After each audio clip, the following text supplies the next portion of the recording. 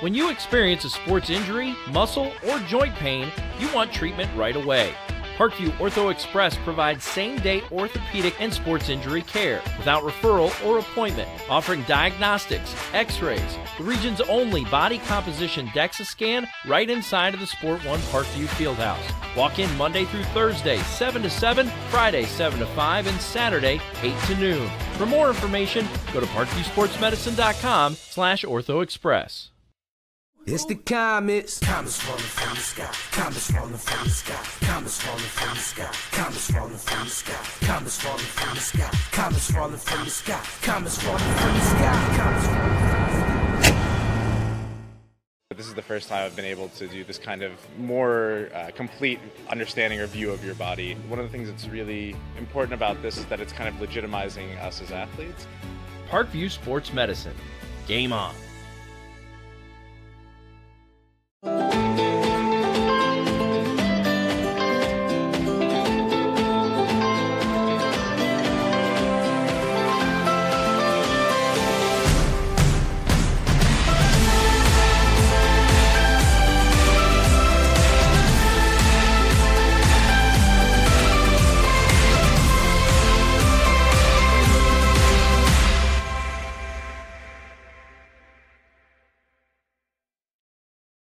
The Kelly Automotive Group is simple, transparent, reliable. Simple. Our customer specialists make buying a car easy and fun. Transparent. Our price listed is the best price. No hassle, no gimmicks. Reliable. Buy with confidence and peace of mind. We work hard to ensure the best value however you shop. Choose from over 60 vehicles under $10,000. Visit drivekelly.com. The Kelly Automotive Group. Simple, transparent, reliable. Concussions. They're a concern for parents of athletes in any sport. That's why Parkview Sports Medicine is leading the way with the area's first concussion clinic. Our integrated sports medicine team utilizes an innovative, evidence-based approach to manage athletic-related head injuries in those 14 and older, providing comprehensive care to get the athlete you love safely back in play. To schedule an appointment, call Parkview Sports Medicine at 266-4007. Reaching higher, pushing further. Parkview Sports Medicine. Game on. Get mad about blue. Get mad about your Fort Wayne Mad Ants. When looking for the best basketball action in town, it's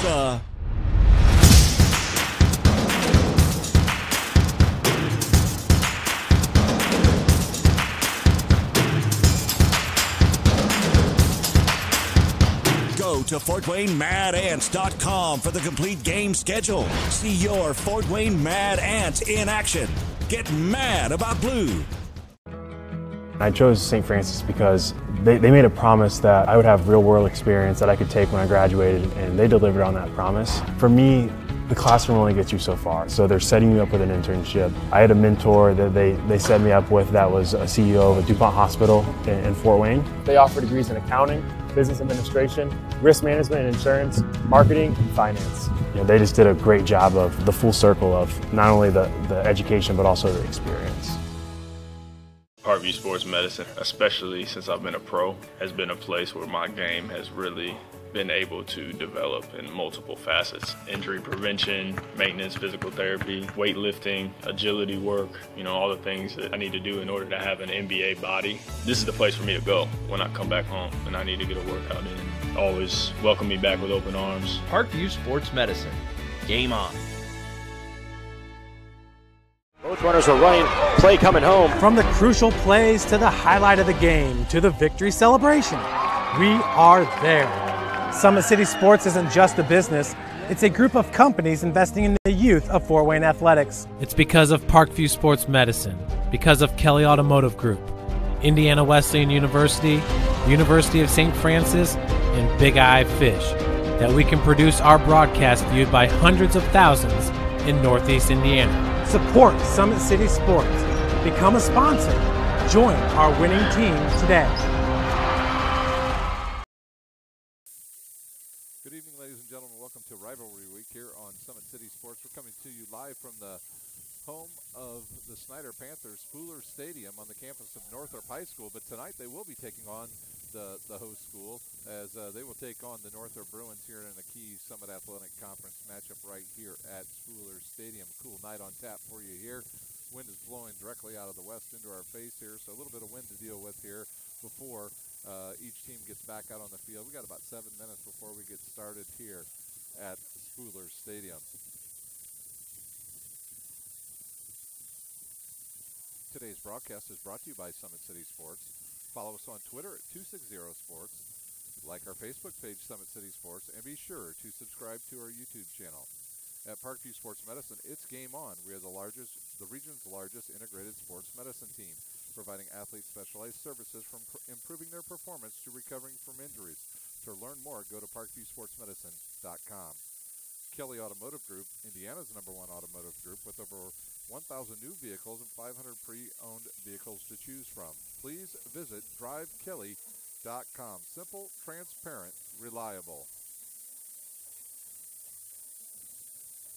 The world is waiting for you to make a difference in any way that you can. Discover your strengths at Indiana Wesleyan's residential campus in Marion, Indiana. Visit indwes.edu to learn more about becoming a Wildcat. Big Eyed Fish has been around the Northeast Indiana area for generations. Like our Facebook page for updated promotions. Enjoy the best fish in Fort Wayne in a family-friendly environment at Big Eyed Fish. The University of St. Francis offers 1,000% job employment and select programs, 1,000% pass rates on many licensed exams, with over 2,300 students. The main campus is located in the heart of Fort Wayne. Visit sf.edu to learn more. At Parkview Sports Medicine, it's game on. We serve every level of athlete with our integrated sports medicine team, including the region's only specialized athletic rehab facility. To learn more about our services, log on to parkviewsportsmedicine.com.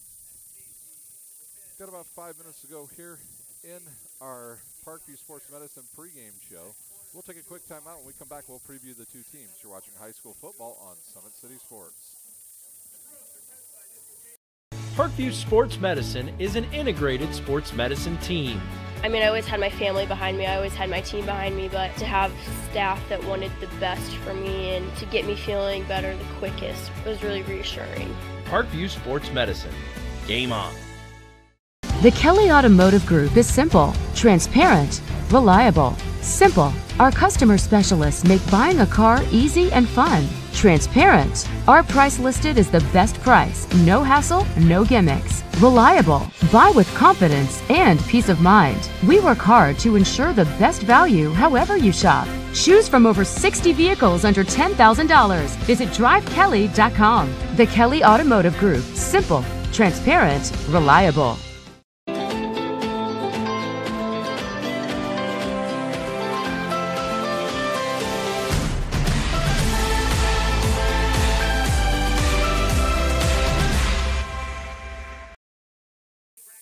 Welcome back to Northrop High School. It's Snider taking on Northrop tonight in a key Summit Athletic Conference matchup. The Panthers come into the night 4-2. The Northrop Bruins 2-4. The head coach for the Northrop Bruins in his 5th season, Jason Dorfler, 10-36 in those 5 years. Kurt Tippmann, the main man at Snider, in his 10th year, 101-23. The Sagarin ratings for the Snider Panthers, they check in with a 64.71 ranking. That's good for 70th overall and 23rd in 6A. The Bruins check in at 56.47, good for 115th overall and 29th in 6A. Both of these teams are coming off a loss. Last week, Northrop lost a shootout to Bishop Luers, 45-43. Meanwhile, the Snider Panthers were defeated by Wayne in a close one, 21-7 at Wayne High School. The last meeting between these two teams was just about 1 year ago today. The Panthers, in a high-scoring affair, beat the Bruins 49-35. The Bruins tonight, we're not sure who we're going to see at quarterback. Bailey Mirzahev was injured last week in the game, so we don't know if we'll see him or Seth Pearson. They'll have at running back Jeremiah Green and Amarian Green. At receiver will be Adrian Sewell and Davian Berry. The other tight end tonight will be Quaylen Pettis. Pettis, a big target, standing 6'2", 180 pounds, and he is a deep threat with that size. They'll start at left tackle Nick Price, at left guard Tanner Terrio, at center Brad Pori, and at right guard Jacob Michael. The right tackle will be Jose Rakundo. And their kicker tonight will be Tarek Bajorgic. For the Snider Panthers, they'll start at quarterback. John Barnes on the season, 51 of 89 for 512 yards, 4 touchdowns, and 5 interceptions. In the backfield, he'll have one of the best running backs in the area, Nias Lockett, with 105 rushes, 661 yards, and 9 touchdowns. Also, Lenny Bennett will be in the backfield along with Lambert. The wide receivers for the Snider Panthers tonight.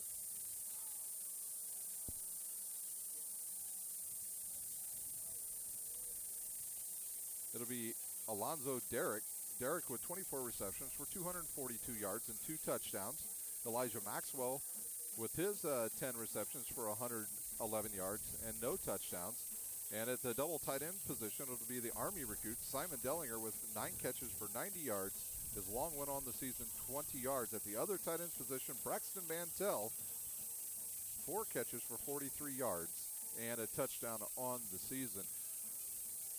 I think tonight, especially for the Snider Panthers, they do not want to get into a high-scoring game tonight against the Northrop Bruins. The sun's setting just to our west. We'll also, at the halftime on the Drive Kelly halftime show, we'll have the Big Eyed Fish scoreboard. We'll have scores from around the area, as it is rivalry week here in the Summit Athletic Conference. As Carroll at Homestead, DeWanger taking on Lures, Southside taking on Northside in the totem pole game, and Wayne traveling to Concordia, who is without Jake Bird tonight.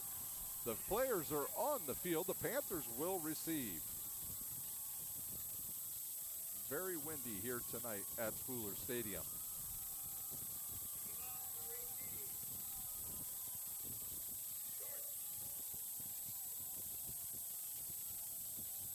Bagorovich to kickoff, back deep. I believe is Derrick's for the Snider Panthers.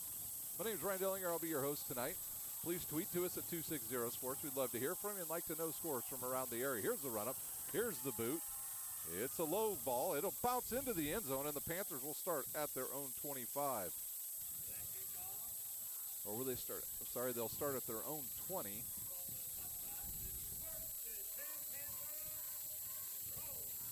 So the Panthers want to get off to a hot start here on offense tonight. They sputtered in the second half against a very good Wayne defense.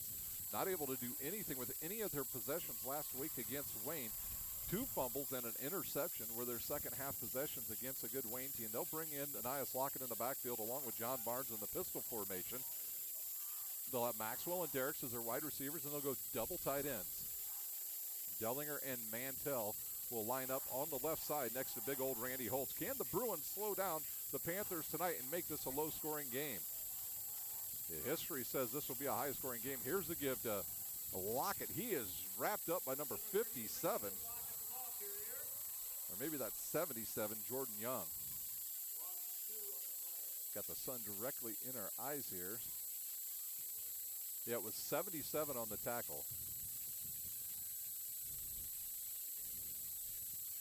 They got 77 and 67 in the lineup. That's Young and Starks. Here's a straight drop, a look. He'll fire high. His intended target, I believe, was Mantell.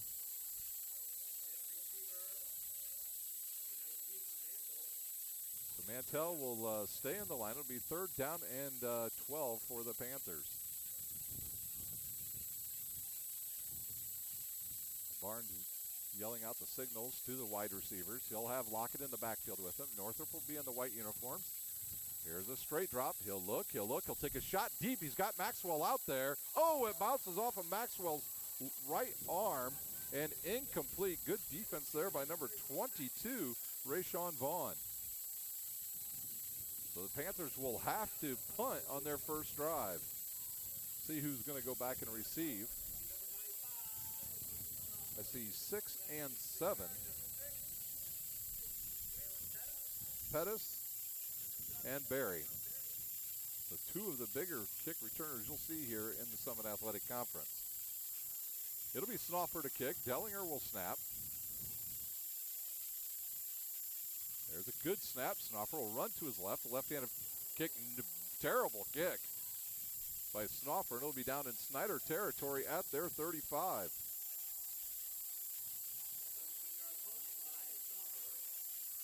So Northrop will start in short field position here. We'll see who the quarterback is. Like I said, we were not sure who we were going to see tonight for Northrop. It's either Mirzo or Pearson. Looks like number 17 into the huddle first. That is Seth Pearson, a senior, 5'11", 165, and he'll start in the pistol formation. Trip receivers to the top side for the Bruins. They'll spread out the Panthers here. The Panthers will be on their 4-3 defense. Here's a snap. They'll give it right up the middle. Not much there for Green. Scott and Wiggins there to stop him.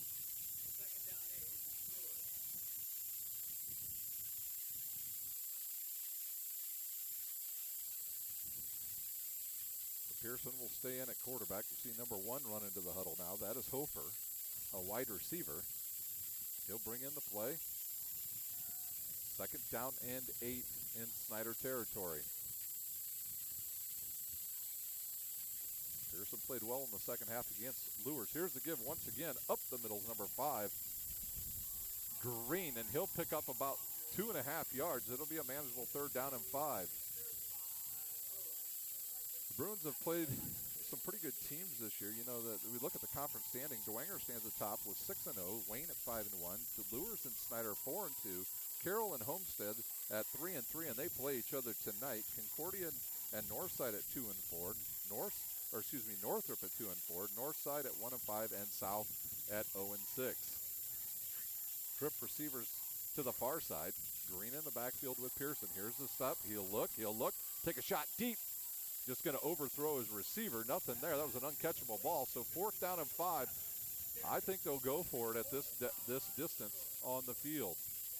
There really would be no reason to probably punt here. You wouldn't pick up a whole lot of yards. So we'll see what play they have. They'll be looking for Quaylen Pettis or Davion Berry on this play. The safeties and corners for the Panthers will be tested tonight. See if Ethan Hoover can come up with a big play here for the Panthers, or will Pearson keep this drive alive? 2 receivers, they'll split them each way. So 2 to the top, 2 to the near side. Green in the backfield. They may run the ball here. Here's a high snap. It'll go over the quarterback's head, and it'll be turned over on downs, and the Panthers will take over at their own 41-yard line. So a snap that went just a little bit right of Pearson gives the Panthers good starting position at their own 41.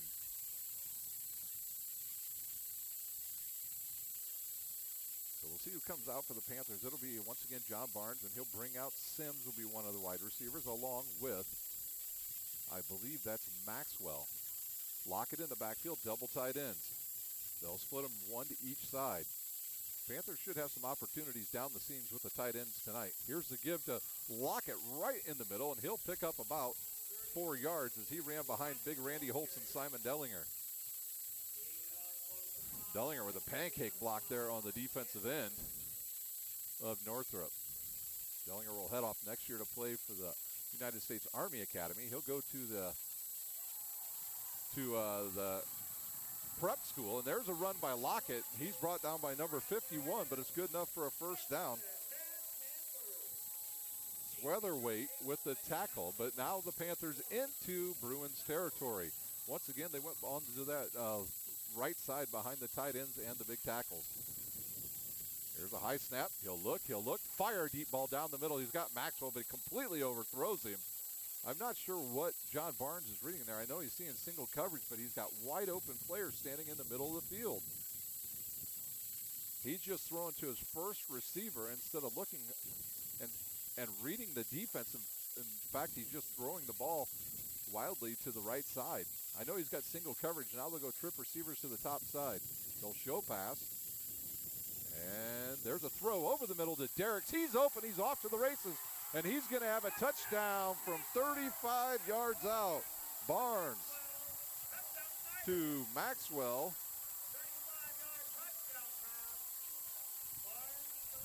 35 yards. So it's a 9:09 mark. The Panthers on the board. They take it 59 yards in 6 plays. It'll be Ryder to kick. It'll be Swanson to hold and Dellinger to snap. John Barnes will get a big confidence boost there on that play.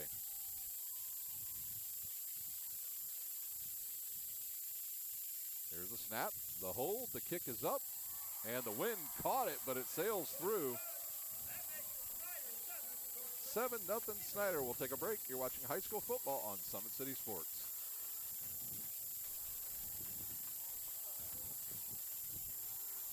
Are running, play coming home. From the crucial plays to the highlight of the game to the victory celebration, we are there. Summit City Sports isn't just a business, it's a group of companies investing in the youth of Fort Wayne athletics. It's because of Parkview Sports Medicine, because of Kelly Automotive Group, Indiana Wesleyan University, University of St. Francis, and Big Eye Fish, that we can produce our broadcast viewed by hundreds of thousands in Northeast Indiana. Support Summit City Sports.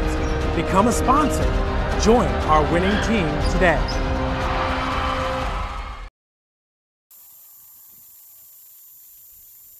Panthers lead 7-0 as it'll be in the kick. Snoffer to kick off. Deep receiver now number 7, Davion Berry for the Northrop Bruins.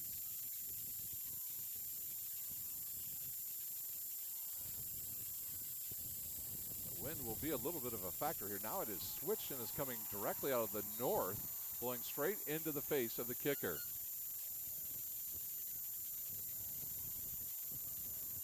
Here's a kick. Oh, I don't know if that's an onside kick, but it'll bounce and go down inside the 35, around the 33. We'll say the ball will rest at the 33 of Northrop. And back into the huddle, Seth Pearson. So it doesn't look like Barely Mirza unless he's in just emergency action tonight for the Northrop Bruins. He was hurt last week. I believe it was an ankle injury that made him sit the second half. Troop receivers for the Bruins to the far side. Single coverage here to the near side. Green in the backfield. The snap, the roll, he'll option it, pitch it. Green's got some room over there to run, and he takes a big hit, but he'll pick up about 6 yards on the carry. So good read there by Pearson on the option.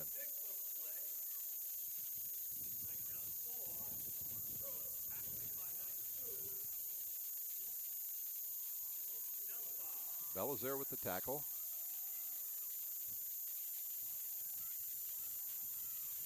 Can the front line of Northrop take care of that big defensive line for the Panthers? Here's another high snap to give to Green. Oh, he's met in the hole by Bryson Reining and dropped. Reining with a big hit. So 3rd down and 5 for the Bruins. They have yet to complete a pass. Trying to work that middle, but Reining shed it off the block, jumped into the backfield, and met Green right in that A-gap. Sun starting to set to our west. Snider shows blitz, low snap, and there's going to be a sack by number 43. Spencer with the sack. The quarterback did not see him coming. He was showing it early. Pearson was looking left. The blitz came from his right, and he's able to take down the quarterback for a sack. And the Bruins will have to punt once again, or for the first time tonight, they will punt. Mirza is supposed to be the punter here. It looks like it's Swatterwaite that will do the kicking. The Panthers are going to show a rush here. Panthers in their black uniforms, yellow numbers. Here's a high snap. Snider will set it up. That ball's going to carry. Takes a huge bounce and will bounce down and keep going. And it'll go out of bounds inside the 15, maybe at about the 14 of the Snider Panthers.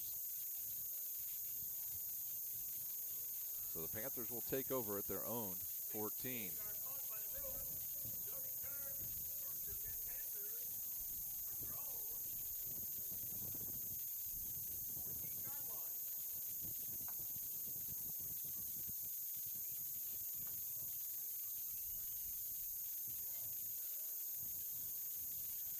Panthers at their own 14. They'll put 2 receivers to the far side. They'll have big tight ends on each side of the line. In the backfield, Anias Lockett. John Barnes with it. Snap. The give to Lockett, and he is met in the backfield by number 77 originally. That was Young who slowed him up. And the rest of the Bruins in there to take care of Anias Lockett. Satterwaite with the tackle after Young slowed him up. So it'll be a second down and long. Second down and 14 from the Panther 10. Here's the snap. The give to Lockett. He'll have some room on that left side. He'll jump through the hole and get close to the original line of scrimmage. In fact, he'll pick up about 5. So a new offensive lineman will check. No, it'll be a new center coming into the lineup for the Panthers. So a long third down now. So it'll be third and about 10. Here's the roll. A roll. He'll look. Fires and tipped. I'm not sure if Braxton Mantell would not have tipped that it wouldn't have been intercepted. So good play by Mantell. Dellinger almost came up with the loose ball, and now it's punt time once again for the Panthers. They'll be punting from their own 18, so they'll be punting inside. Their own 10 down around the 6 is where Snoffer will stand. Berry back to return along with Quaylen Pettis. The last punt was not very good by Keegan Snoffer. Went only 17 yards. Good snap. He'll run. Here's the boot. Oh, almost. I might have been deflected by a Bruin, but it takes a Snider bounce and will bounce down to the Snider. Let's see where they mark it at the 42. So the second possession out of 3 for the Bruins, starting in Snider territory. Once again, at halftime, we'll have the Drive Kelly halftime show. We'll have the Big Eyed Fish scoreboard for you. We'll have scores from around the area. We'll take a look at rivalry week here in the Summit Athletic Conference and my special interview tonight with Steve Zimbo, the AD of Snider High School. Green in the backfield with Pearson. Another snap. He'll keep it himself. Pearson, well, he's slowed down by number 20, Scott. No, excuse me, it was 20 Ruckless on slowing him down, and then Bam Scott comes in and cleans him up. A loss of 2. So the passing game has not yet started for the Bruins. They've played some high-scoring games this season against Lewers and Carroll. Into the lineup comes number 2. Green into the lineup.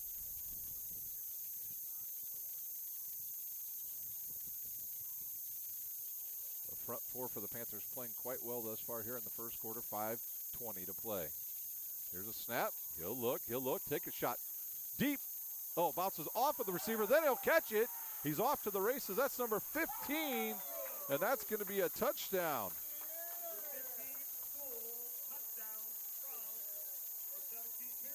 So Pearson to Sewell for 44 yards.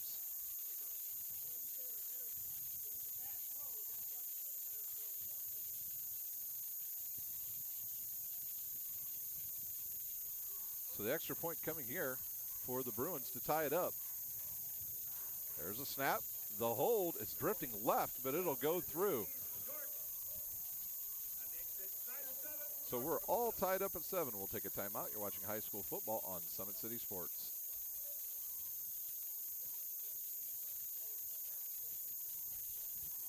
This thing. Are running, play coming home. From the crucial plays to the highlight of the game to the victory celebration, we are there. Summit City Sports isn't just a business. It's a group of companies investing in the youth of Fort Wayne athletics. It's because of Parkview Sports Medicine, because of Kelly Automotive Group, Indiana Wesleyan University, University of St. Francis, and Big Eye Fish that we can produce our broadcast viewed by hundreds of thousands in Northeast Indiana. Support Summit City Sports. Become a sponsor. Join our winning team today. We're all tied up at 7 here at Spooler Stadium. The Panthers host the Northrop Bruins tonight here on homecoming at Spooler Stadium. Northrop got a little bit of luck on that last play as the ball bounced off the defensive player, hit the offensive player, bounced up in the air. Sewell caught it and took it the rest of the distance for a 44-yard touchdown for the Bruins. And we are tied up at 7. Here's a kick. This ball driven deep. That'll go way into the end zone, and the Panthers will start at their own 20.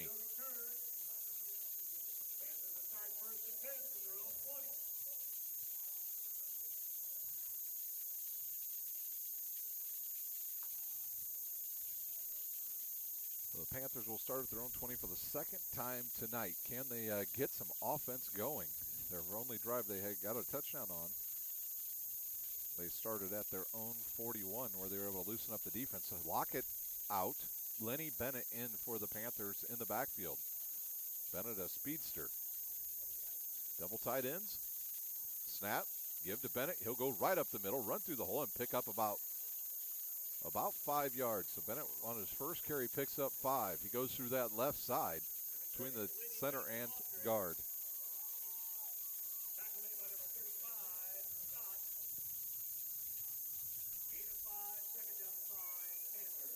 So the Panthers will have an offset tight end. He'll come across. That's Mantell. Now he'll line up in the backfield. He'll go forward. He'll have a block, and Bennett's taken down as Mantell missed his block. Let's see who. 46 on the tackle. We've got a flag on the field. I believe it's probably a legal procedure on the Panthers or an illegal shift.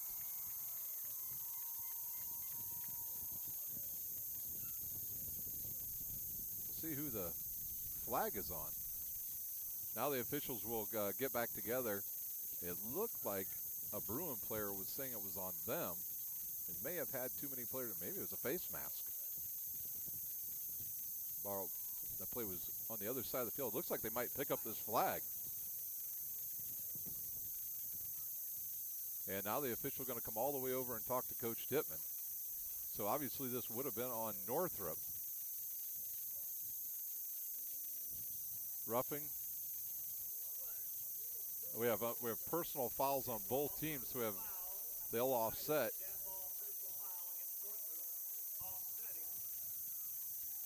So Coach Tippmann having some words for the official right now once again. And so all of that and nothing. 3rd down and 6 from the Snider 25. Bennett will stay in the backfield. And there's an offsides on the Bruins. That'll move the Panthers close to a 1st down as they'll move up to their 29, so it'll be 3rd down and 1. Panthers just not in sync in offense tonight, or really in the 4th quarter last week against Wayne. Here's a snap to give to Bennett. He'll run a big opening there. He'll find some opening down that right side, and he'll be knocked out of bounds inside Northrop territory at the 48.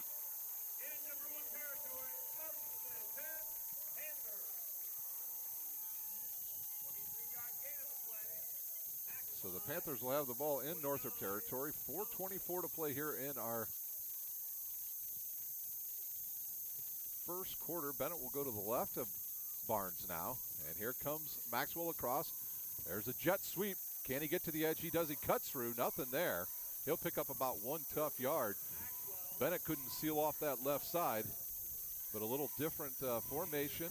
And the Panthers showed a little something different there against the Northrop defense. So the Panthers will line both tight ends up on the right side now. Single receivers to each side. Mantell in motion. And there's a fake. He'll look. He's got Mantell wide open. Hits him and he gets drilled. Bounces out of a tackle and then falls down. And he'll have the 1st down. Mantell had some real estate over there on the right side if he would have stayed on his feet, but the turf monster got him.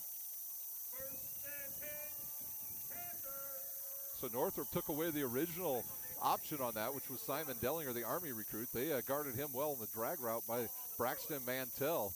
Leads to a 1st down. Good play there by John Barnes. 3:40 to play. Bennett, nowhere to go there. Maybe back to the line of scrimmage. 67 on the tackle at the bottom of the heap. That's Jalen Starks. And we'll see another offensive lineman come in for, oddly, the person that they keep subbing for is the center tonight for the Panthers. Northrop shows blitz, gives it to Bennett. He tries to get through there. No blocking out there on the left side of the line for the Snider Panthers. And Bennett picks up about 1. It'll be 3rd down and 9.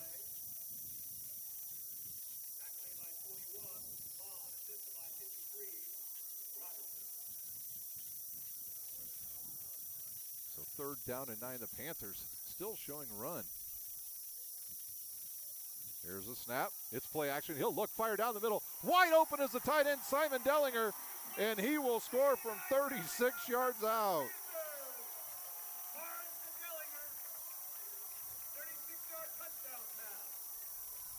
So Dellinger with his first touchdown of the year, and it's a 36-yarder. That's an 80-yard drive for the Panthers, and that comes at the 2:42 mark. We said that earlier, that it looked like the Panthers were going to have some success down the seam because Northrop was crowding that line, and a little play action got him there as Dellinger will get his first touchdown of the season.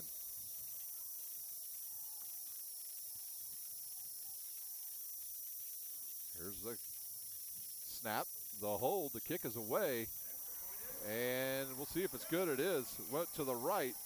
Panthers lead 14-7. You're watching high school football on Summit City Sports.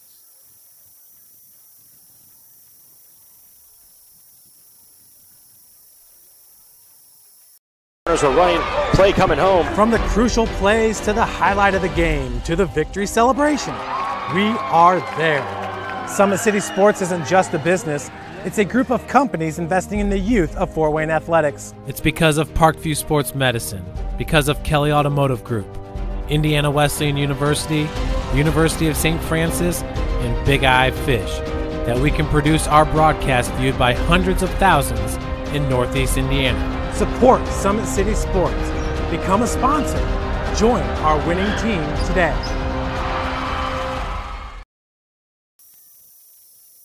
We're back here live at Spooler Stadium. The Panthers will kick off here.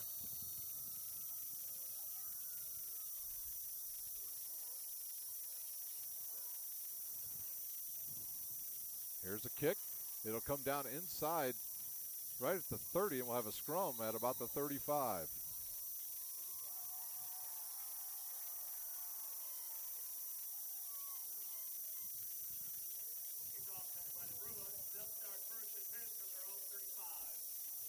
So the Bruins will start at their own 35 on this drive.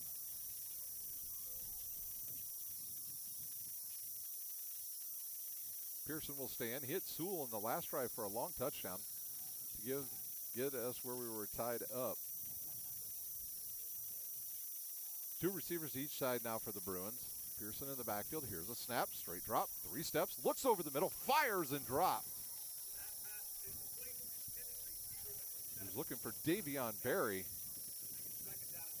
Cam Miller in the vicinity for the Panthers.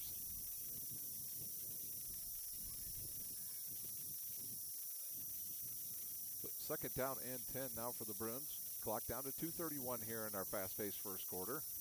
Once again, we'll have the Drive Kelly halftime show with the Big-Eyed Fish scoreboard for you coming up at our halftime. The Panthers will move a little bit on that defense. He'll look, fire to the outside, have a wide-open receiver. Snider playing in a zone defense.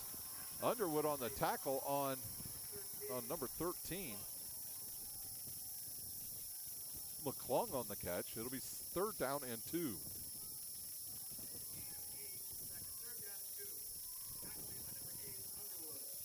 So Underwood with a good stop there for the Panthers. Can they slow down Northrop here on 3rd and 2? Clock ticks down to 2 minutes to play. Trip receivers to the far side. That'll be Barry all by himself here on the near side. Green in the backfield. Will they go with that option play maybe once again? They'll run it. And boom, there's a big hit on the quarterback, but it's a 1st down for Green.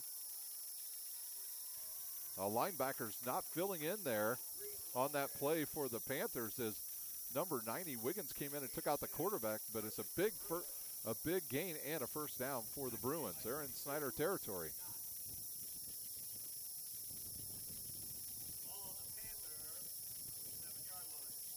This is about the down and distance where Pearson hits Sewell last time for a touchdown.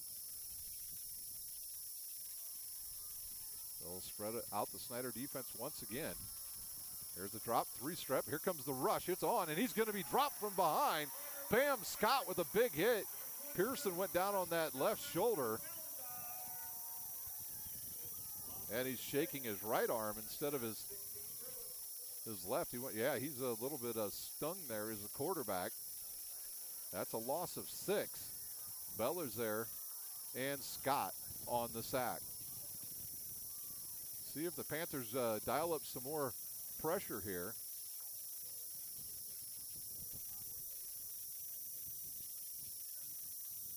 Here comes the blitz right up the middle. Deep throw again. That's going to be out of the reach of everybody. That time the quarterback Pearson saw the blitz coming. I believe it was number 34, Cam Miller, on the blitz. He was picked up, but that made the quarterback throw just a tad bit early. He was looking for Barry, but Jay-Sean Underwood right there for the coverage for the Panthers. 3rd down and long. Our clock down to just 45 seconds here in our first quarter.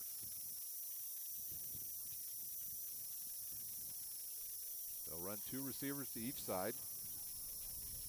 Panthers will probably be in a zone defense here. They will. They're dropping straight into, oh, it was a screen pass over to, or quick pass to the outside of Barry. He dropped it because big number 90 Wiggins was bearing down on him. If he had caught that, that would have been a train wreck with Wiggins destroying Barry. It's punt time now. Number 51 will come in to punt. Swatterwade, Derricks and Maxwell back to return. That wind is blowing that way. 42 seconds to play. Satterwhite to kick. Panthers got close to the last one. We've got a whistle on the field, a timeout. Northrop. We'll take a timeout. You're watching high school football on Summit City Sports.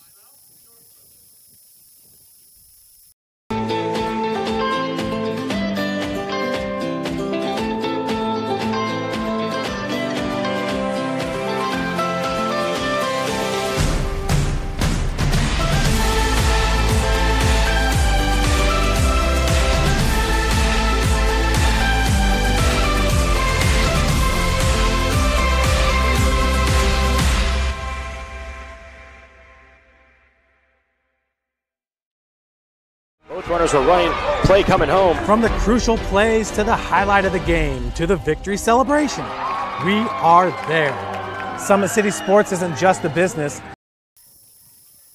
Quick timeout there, 30-second timeout. We're ready for action once again here from Spooler Stadium. Northrop will be punting. Here's a high snap, good catch. Kick is away, it's end over end. It'll come right at Elijah Maxwell. He'll step around one guy, come up the right side. He's got a lane to go. And he is going to be taken down and thrown to the ground by number 53. Got to get a name for you on that. It's Robertson on the tackle. Snider will start with good field position on this drive. They'll start at their own 41. 30 seconds to play. 30 seconds to play here in this first quarter. Lockett back into the lineup. That'll be Sims and Derrick to the far side. Maxwell all alone here on the right, on this near side. Dellinger will go right out there again. Here's a keeper by Barnes. He's through the hole. If he doesn't trip over his own guy. Actually, I think he fell over a Northrop guy laying on the ground. If that doesn't happen, he's going to scamper for a touchdown. I think that will do it here at the end of the first. Let's see if Coach Tippmann wants to get another playoff before the end of the quarter. It looks like they're going to wait. It looks like they're going to try and get another playoff. They do right before the half or into the quarter. It's Lockett through the right side, and he'll have enough for the first down. So that will do it for the end of first. Whistles on the field. We'll take a timeout. You're watching high school football on Summit City Sports. Kelly Automotive Group is simple, transparent, reliable. Simple. Our customer specialists make buying a car easy and fun. Transparent. Our price listed is the best price. No hassle, no gimmicks. Reliable. Buy with confidence and peace of mind. We work hard to ensure the best value however you shop. Choose from over 60 vehicles under $10,000. Visit drivekelly.com. The Kelly Automotive Group. Simple, transparent, reliable. Both runners are running, play coming home. From the crucial plays to the highlight of the game to the victory celebration, we are there. Summit City Sports isn't just a business. It's a group of companies investing in the youth of Fort Wayne athletics. It's because of Parkview Sports Medicine, because of Kelly Automotive Group, Indiana Wesleyan University, University of St. Francis, and Big Eye Fish, that we can produce our broadcast viewed by hundreds of thousands in Northeast Indiana. Support Summit City Sports. Become a sponsor. Join our winning team today.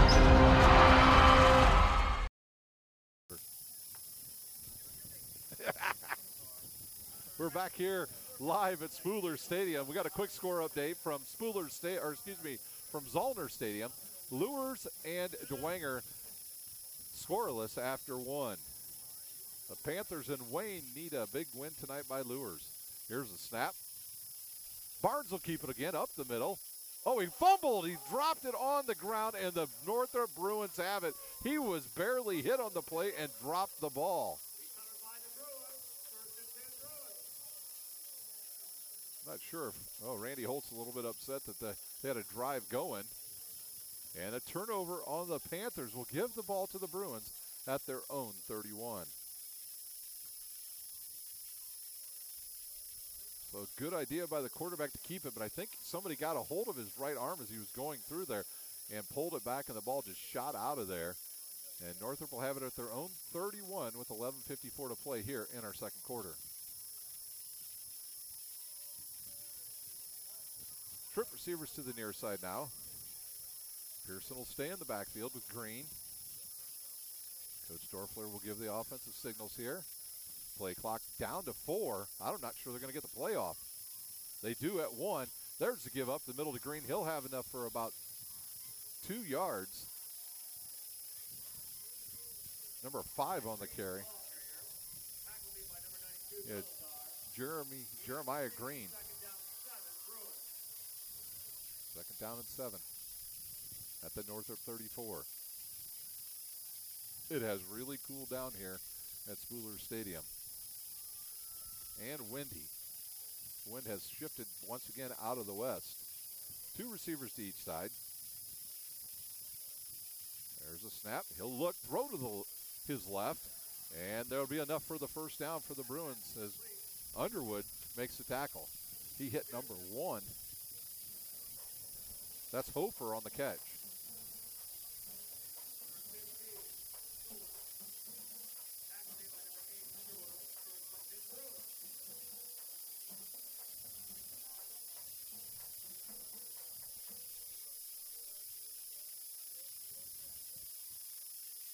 Northrop with another first down here. Clock under 11 minutes to play. There's a snap, the give to Green. He'll run right into the middle of that Snider defense and pick up about 4 yards. Green doing a nice job working that middle of the field for the Bruins. The Bruins on the season, they stand 2-4. They've played some high-scoring games. The Snider Panthers really don't want to get into a high-scoring affair with anybody. They'd much rather have the score like it was last week, 21-7, although they were on the wrong side of that ledger. Trip receivers now to the near side. Barry all alone on the far side. Snider will show no deep coverage. Underwood on Barry alone. He'll pump fake. Here comes the rush. Bella's there trying to run him down. He'll throw on the run, and it'll be just out of the reach of number 6, Quaylen Pettis. Quaylen Pettis last week probably had the play of the week where he caught just a Hail Mary right before halftime against Bishop Luers. Caught it at about the 6-yard line and took it the rest of the way as time expired in the first half for the Bruins. So it'll be 3rd and 7. Big third down here for the Panthers. Can they get off the field? Because the Bruins will be punting into the wind.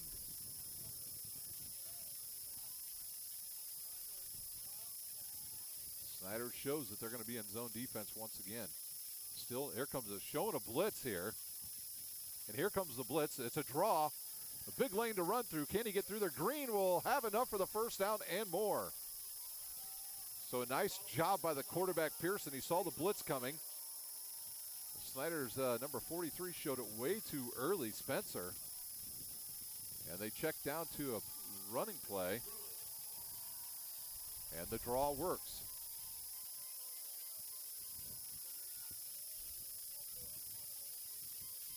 First and down at the Snider 44-yard line.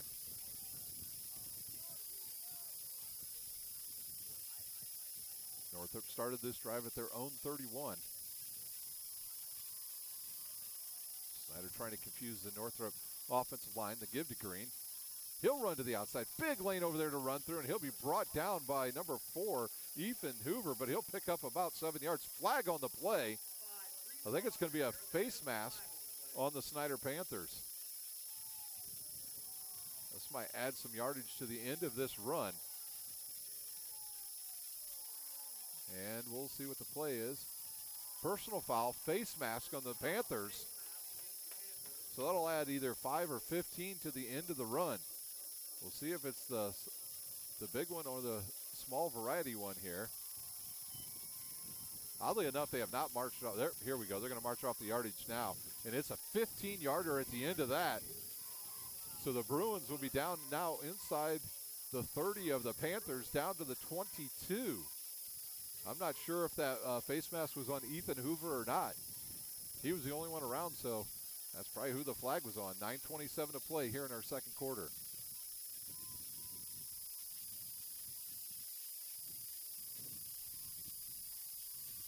Here's a snap, the fake. Pearson will keep it, run into the middle of the line, and he'll be stood up after about a pickup of 2. Snider will bring in some subs here, as they'll bring in Luke Owen and Randy Holtz. Bryson Reining will check out and get a quick breather. This drive was started because of a turnover by the Panthers.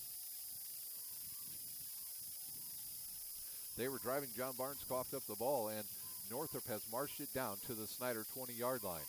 Northrop now inside the Parkview Sports Medicine red zone. Here's a snap, 3-step drop. He'll look left, fire left, caught. And a fumble. Oh, I thought he fumbled it because it looked like he went down to get it, pick it back up. 7 with the catch. Barry Underwood on the tackle, and it'll be a 3rd down and about 2.5, maybe a little, 2, we'll say 2 yards.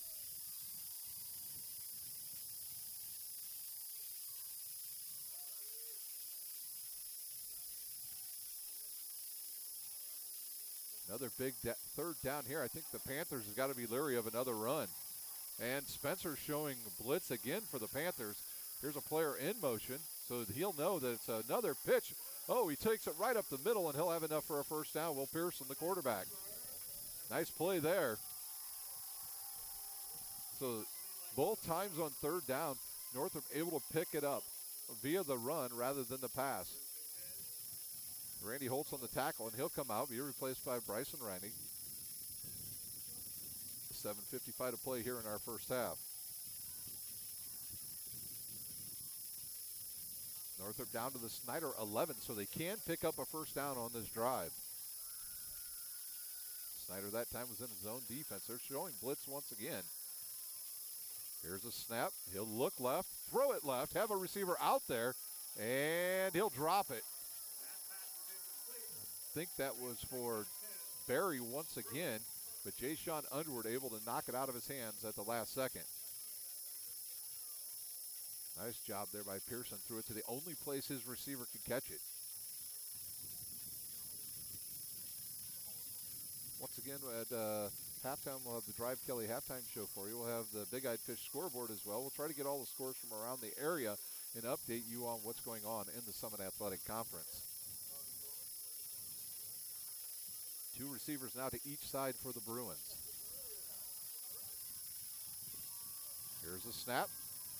Play action over the middle, bounces in the air, and a couple Panthers had a bead on it, and they crashed into each other as Ethan Hoover hit the receiver. It popped in the air, and it looked like Peasley and another Snider player ran into each other, and it was almost a pick for the Panthers. 3rd down now and 10 from the 11. They can pick up a 1st down.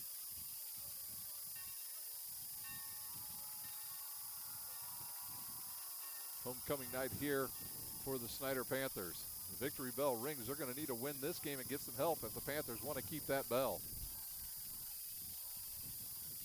Here's a snap. He'll roll, looks, and he'll fire over the middle. Wide open receiver standing in the end zone. See who there was who caught that. Not sure which receiver it was. I'm trying to look over there on that far side. Still hard to see who caught that touchdown. for the Bruins.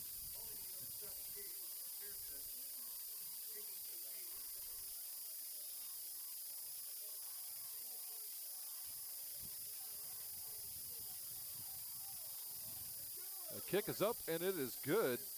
That caps a 69-yard drive, and we are tied up at 14 again here at Spooler Stadium. We'll take a timeout. You're watching high school football on Summit City Sports.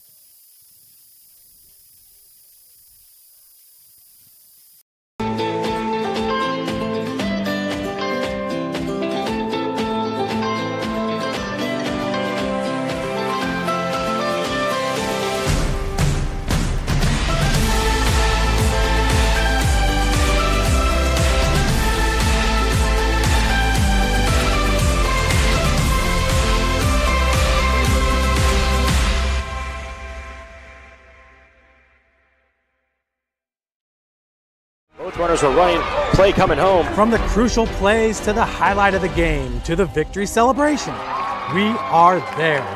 Summit City Sports isn't just a business, it's a group of companies investing in the youth of Fort Wayne athletics. It's because of Parkview Sports Medicine, because of Kelly Automotive Group, Indiana Wesleyan University, University of St. Francis, and Big Eye Fish, that we can produce our broadcast viewed by hundreds of thousands in Northeast Indiana. Support Summit City Sports. Become a sponsor. Join our winning team today.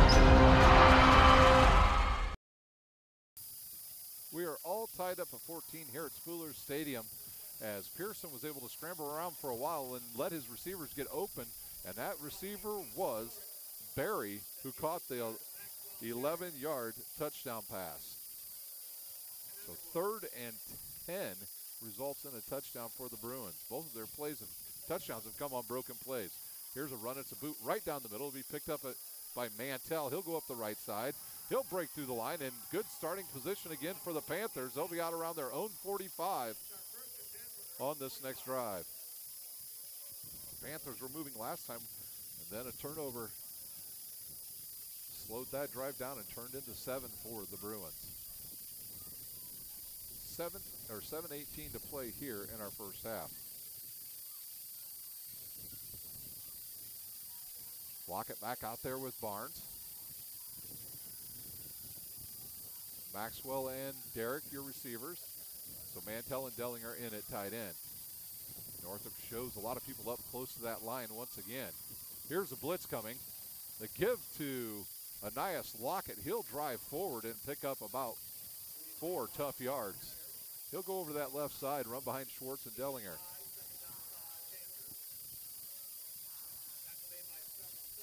Panthers had a good drive going last time.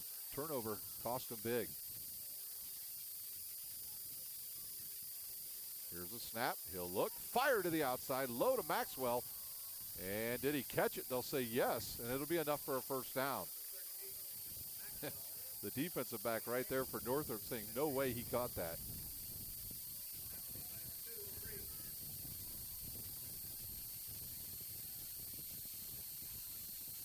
Panthers on the move again with 6:40 to play here in our first half. Mantell across the formation. He's got to be careful. He was going forward early there. Barnes on a broken play. He'll run to the outside, head for the sideline, and go out of bounds after picking up, well, not much. Maybe, well, let's see how far they're going to mark this down. Picked up about 4 tough yards. Not sure what the broken play was there. Don't know if the running back went the wrong way. It looked like they were in a pass play, though. So the Snider Panthers moving quick now. Snap, give to Lockett, up the middle, and he'll be close to another first down.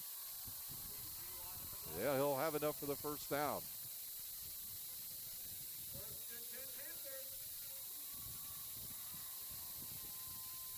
First down from the Northrop 40. This is where the last time the Panthers had the Panthers had the ball about this down and distance. They ran Big Simon Dellinger down the seam, and he was wide open. 2 tight ends right, unbalanced to the right. Here comes Mantell, and the give to Lockett. Breaks through 1 tackle and then runs into Northrop territory down inside the 30.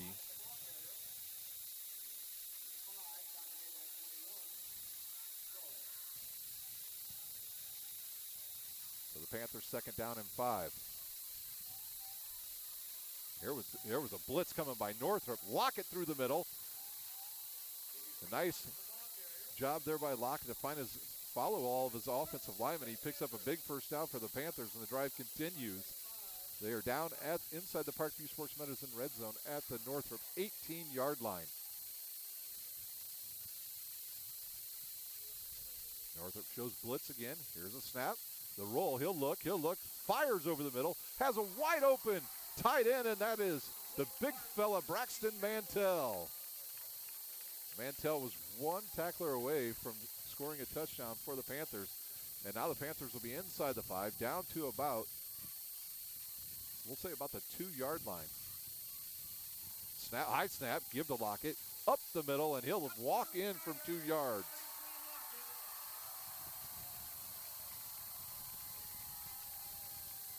So Anias Lockett from 2 yards out. That's at the 5:32 mark of the first half. So the Panthers back in the lead here at Spooler Stadium. Dellinger to snap, Swanson to hold, Ryder to kick. That drive set up by a good return by Braxton Mantell on the kickoff.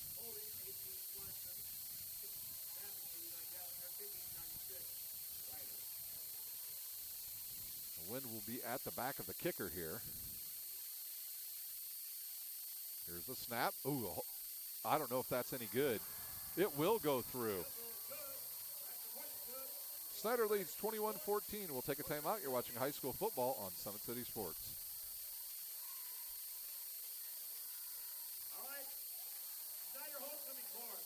Are running, play coming home. From the crucial plays to the highlight of the game to the victory celebration, we are there. Summit City Sports isn't just a business. It's a group of companies investing in the youth of Fort Wayne athletics. It's because of Parkview Sports Medicine, because of Kelly Automotive Group, Indiana Wesleyan University, University of St. Francis, and Big Eye Fish, that we can produce our broadcast viewed by hundreds of thousands in Northeast Indiana. Support Summit City Sports. Become a sponsor. Join our winning team today.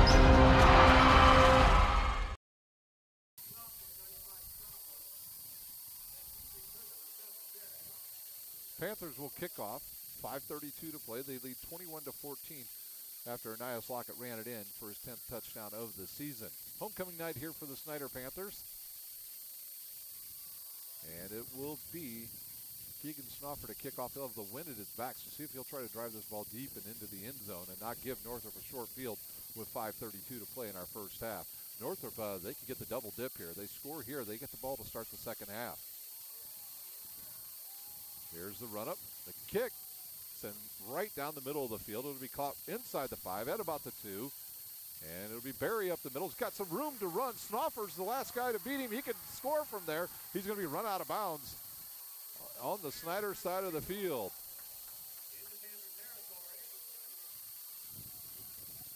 Man, Barry was off to the races there down that left side. They'll see where they marked him out. They'll stay at the Snider 45.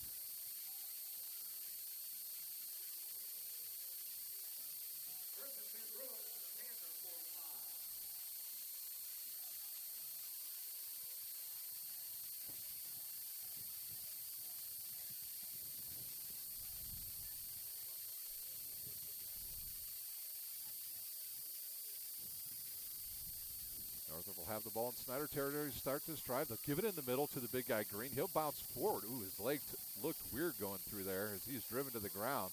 Whistle on the field. I think that everybody thought there was a fumble.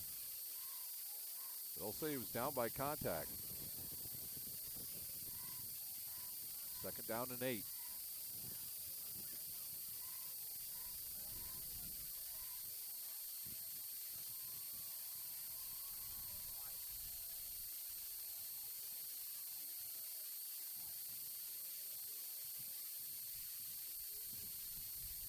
Second down and 8 for the Bruins. Here's a snap, 3-step drop. He'll look left, fire high, and it'll go off of his intended receiver on the far side.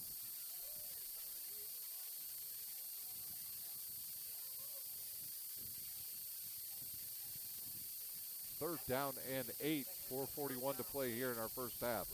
Don't forget, at halftime, a special guest tonight. It'll be Steve Zimbo, the Snider Athletic Director. We're going to talk about things other than football tonight here on Summit City Sports. As the fall season start to wind down, volleyball and soccer getting ready for their sectional, their draws. There's Sunday night. Snap, he'll look, fire left, and almost picked up. Oh, it's a lateral. A little hook and ladder on the far side. It works to perfection. The hook and ladder to Green will pick up the first down. He came out of the backfield and got the pitch by, I believe, Berry. Snider hit Berry, but he was able to pitch the ball in time for Green to pick up the first down. The drive continues for the Bruins. Snider in years past has been susceptible to that play. Panthers will stay in a zone defense here. They haven't got much pressure on the quarterback tonight. Green will run, jumps through the hole, and he'll have enough for about 3, maybe 4 yards. So linebackers need to come up and fill some of them holes for the Panthers. Wiggins on the tackle, 2nd down and 6. Quick first half here at Spooler Stadium. 2 receivers to each side for the Bruins. Nobody really on the slot receiver for the Northrop Bruins on that left side. He has a cushion of about 10, maybe 12 yards. All Pearson would have to do is stand up and throw a quick pass to him, and he would have an easy 5 yards. It's a draw again. Green runs through the arm tackle and continues down the field and picks up the first down. Wiggins had a chance at him, but ran through the arm tackle, and it's a first down for the Northrop Bruins.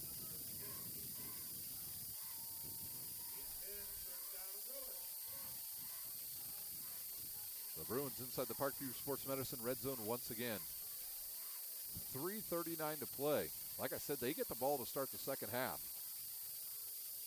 Snider defense been on the field a lot tonight. Bam Scott will start in the up position here for the Snider Panthers. Now the defense will move over. Here's the snap. It's the option again, and they'll pitch it. The quarterback gets drilled by Wiggins, but he'll pitch it to Green, and a pickup of about 1 yard. 2nd down and 9.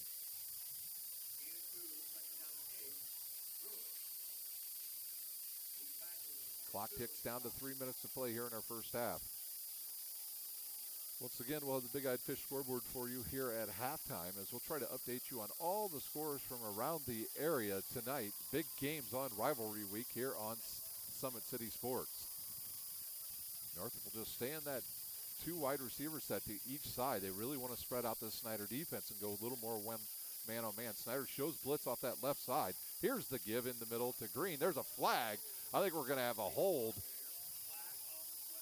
Hold on maybe number 70 as he drug down a Snider Panther defensive player.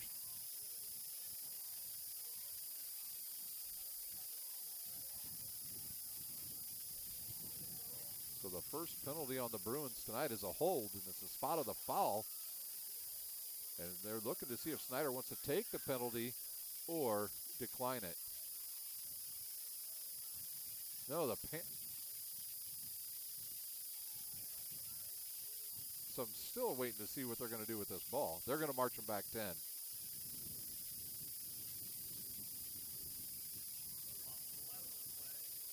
So it'll be a long 2nd down try now for the Bruins. They'll be marched all the way back to the Panthers' 25-yard line.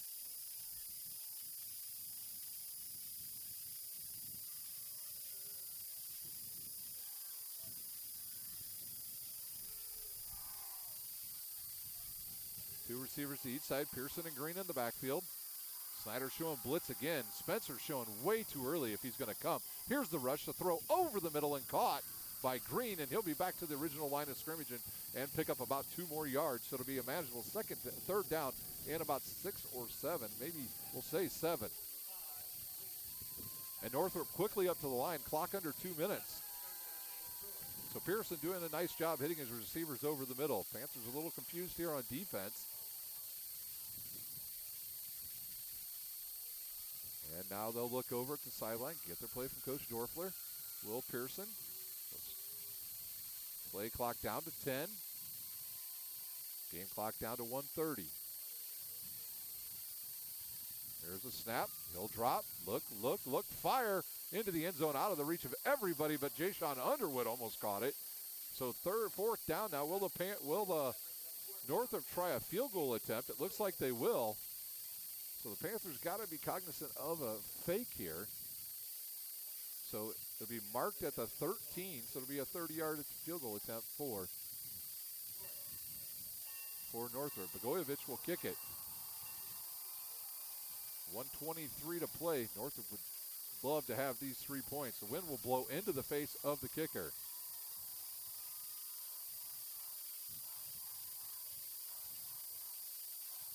There's a snap. It got blocked, and we've got a penalty. A penalty flag has been thrown on the field. We'll see who this is on.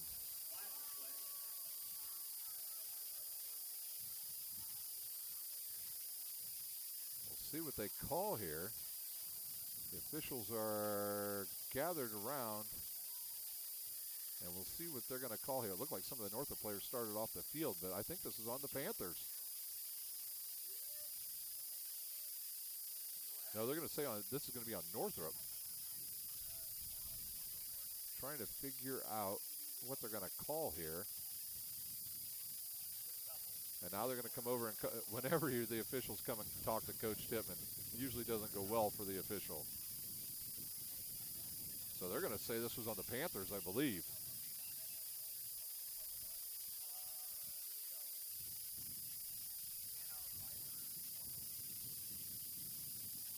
Personal foul on the Panthers.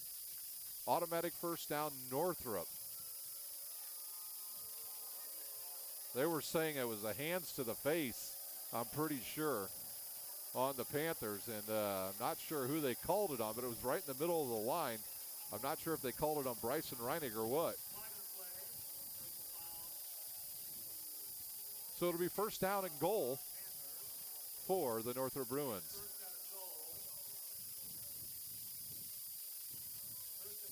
So another costly penalty on the Snider Panthers right before halftime. Last week against Wayne, it was a personal foul at the or unsportsmanlike on the Snider Panthers, as Derek was called for unsportsmanlike as he got down to the 1 yard line with like 10 seconds to go against Wayne.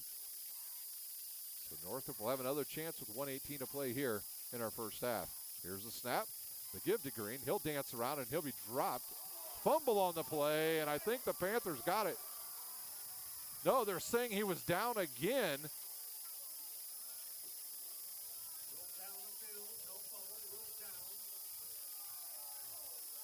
Some of the Snider players really barking at the official out there. Second time tonight he said down by contact. So it'll be second down from the Snider 7. Under 50 seconds to play here in our first half. Here's the snap. Here comes the blitz. He'll keep it. Will Pearson. He runs right into Randy Holtz.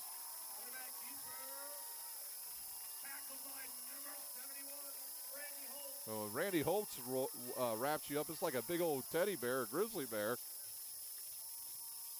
I mean, we couldn't even see Pearson once he got tackled because Randy took care of him. And I don't know if Northrop's going to use the timeout here and just try a field goal on third down. Clock down to 20 seconds. The play clock and the game clock almost simultaneously, about 1 second difference. There's a whistle on the field. We'll have a timeout. We'll take a timeout. You're watching high school football on Summit City Sports.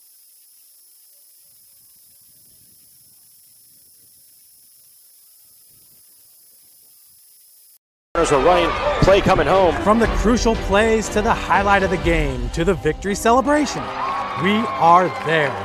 Summit City Sports isn't just a business, it's a group of companies investing in the youth of Fort Wayne athletics. It's because of Parkview Sports Medicine, because of Kelly Automotive Group, Indiana Wesleyan University, University of St. Francis, and Big Eye Fish, that we can produce our broadcast viewed by hundreds of thousands in Northeast Indiana. Support Summit City Sports. Become a sponsor. Join our winning team today.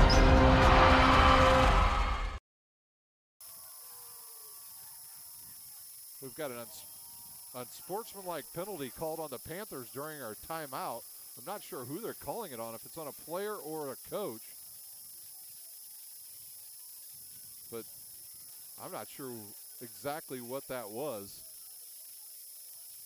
Not sure if there was an illegal player out there.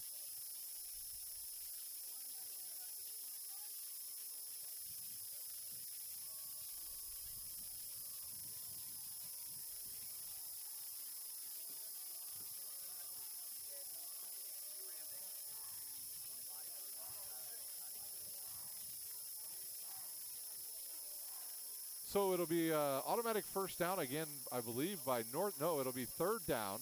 No, I'm not sure what's going on here. These officials have pretty much lost control of what they're doing on the field. So it'll be, we have no idea. The down marker says third down. Now switched back to first. Here's a drop, throws over the middle and caught for a touchdown. So number 7 will have Barry with his second touchdown. I'm trying to see where they mark the ball at from the 7. So Pearson to Barry for 7 yards with 9 seconds left here in our first half from Spooler Stadium. 55-yard drive. Here's a snap.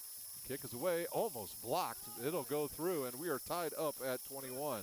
We'll take a timeout. You're watching high school football on Summit City Sports.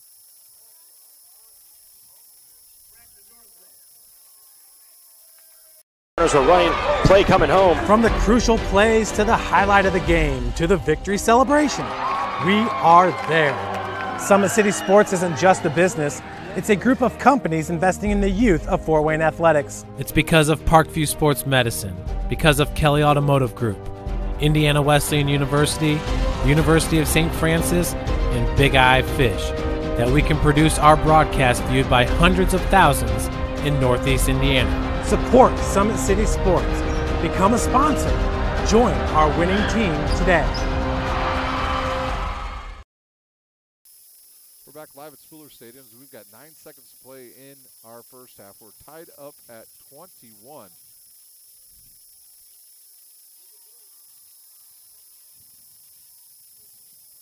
The Panthers will have a chance to get a kickoff here. They'll take Derek Upshaw and Maxwell back deep for the Panthers. Last time Northrop kicked off from this direction, they kicked it over to Braxton Mantell on the far right side. See if they try that again. Wind blows in the face of the kicker, or the Northrop Bruins. Once again at halftime, I'll have my halftime guest, Steve Zimbo, and we'll talk everything not named football here at Snider High School.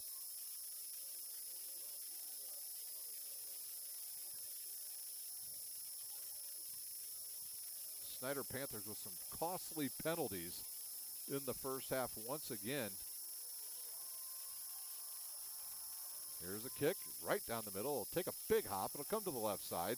85 will have it. Haven't said his name much. And he's going to be dropped. I think we're going to run out of time. Maybe have time for one play. Northrop will get the ball to start the second half. So they did what they needed to do. And see what the Snider Panthers decide to do here with their last play. Northrop caught a little magic in the bottle last week on the last play of the first half, and they hit Pettis at about the 5 or 6 yard line, and he ran it in the rest of the way. I think the Panthers just take a knee and go to the locker room here in the first half. In fact, the Panthers may not even have enough. They do have enough on the field. They'll go to the victory formation, or they'll take a knee, and that'll do it here for our first half. And that will do it for the first half here at Spooler Stadium. We'll take about a 4-minute timeout. When we come back for the Drive Kelly halftime show, we'll have the AD of the Snider Panthers, Steve Zimbo. You're watching high school football on Summit City Sports.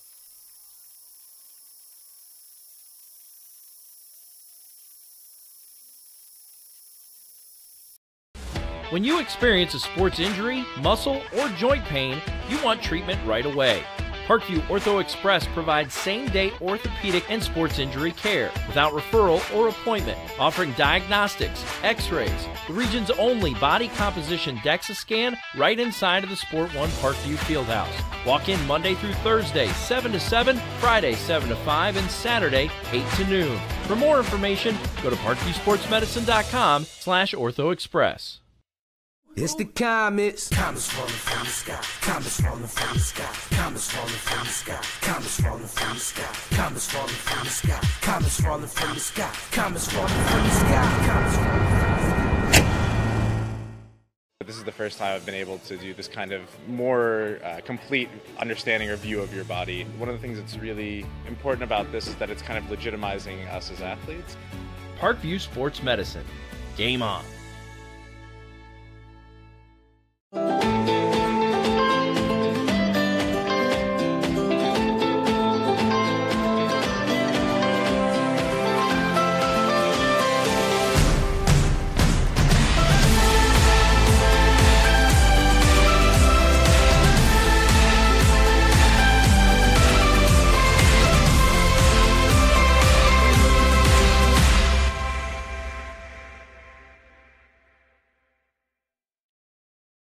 The Kelly Automotive Group is simple, transparent, reliable. Simple. Our customer specialists make buying a car easy and fun. Transparent. Our price listed is the best price. No hassle, no gimmicks. Reliable. Buy with confidence and peace of mind. We work hard to ensure the best value however you shop. Choose from over 60 vehicles under $10,000. Visit drivekelly.com. The Kelly Automotive Group. Simple, transparent, reliable.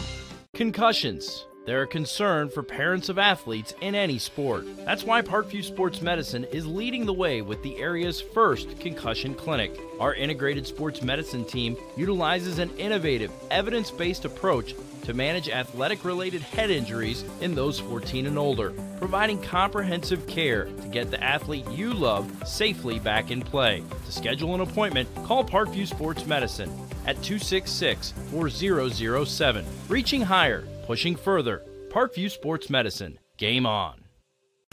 Get mad about blue. Get mad about your Fort Wayne Mad Ants. When looking for the best basketball action in town, it's the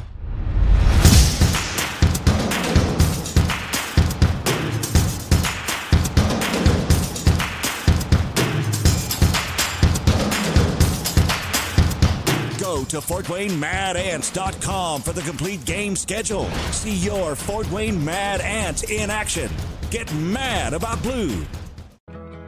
I chose St. Francis because they made a promise that I would have real-world experience that I could take when I graduated, and they delivered on that promise. For me, the classroom only gets you so far, so they're setting you up with an internship. I had a mentor that they set me up with that was a CEO of a DuPont hospital in Fort Wayne. They offer degrees in accounting, business administration, risk management and insurance, marketing, and finance. You know, they just did a great job of the full circle of not only the education but also the experience. Parkview Sports Medicine, especially since I've been a pro, has been a place where my game has really been able to develop in multiple facets. Injury prevention, maintenance, physical therapy, weightlifting, agility work, all the things that I need to do in order to have an NBA body. This is the place for me to go when I come back home and I need to get a workout in. Always welcome me back with open arms. Parkview Sports Medicine. Game on. Both runners are running, play coming home. From the crucial plays to the highlight of the game to the victory celebration, we are there. Summit City Sports isn't just a business, it's a group of companies investing in the youth of Fort Wayne athletics. It's because of Parkview Sports Medicine, because of Kelly Automotive Group, Indiana Wesleyan University, University of St. Francis, and Big Eye Fish, that we can produce our broadcast viewed by hundreds of thousands in Northeast Indiana. Support Summit City Sports. Become a sponsor. Join our winning team today. Welcome back to the Drive Kelly halftime show here on SummitCitySports.com. My name is Ryan Dellinger. I'm your host tonight here at halftime at homecoming for the Snider Panthers as We stand 21-21 between the Bruins and the Snider Panthers. We'll have a little bit of extra time here because it is homecoming. My guess, hopefully at some point, will be Steve Zimbo. I know the athletic director has a lot of duties here at Snider, and we will hopefully get him on air here before we are out of halftime. Well, we'll take a look at the Big Eyed Fish scoreboard. I'm trying to see here if any scores have updated in the last just couple seconds here. Okay, the scores I have for you. Homestead leads over Carroll 24-3. Bishop Dwenger at halftime leads Bishop Luers 15-0. I think this is a mistake here. Wayne, it says Wayne and Carroll are tied at 7. That should be Wayne and Concordia tied at 7 at halftime. A low-scoring game there.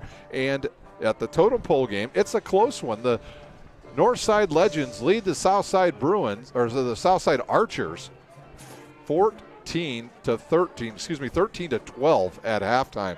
So 13-12, your score at Chambers Field between North and South. Of course, Concordia and Wayne tied at 7. All big games here in the Summit Athletic Conference tonight on SummitCitySports.com. I want to update you on a play that happened earlier in the first half where the Northrop got an extra set of downs because they roughed the snapper. You cannot hit the snapper until after, I think it's 1 or 2 seconds in high school football, and they whistled Bryson Reinig for a penalty, and he that turned into extra plays for the Northrop Bruins. So we'll take one more look here at the Parkview Sportsman and scoreboard, or the Big Eyed Fish scoreboard.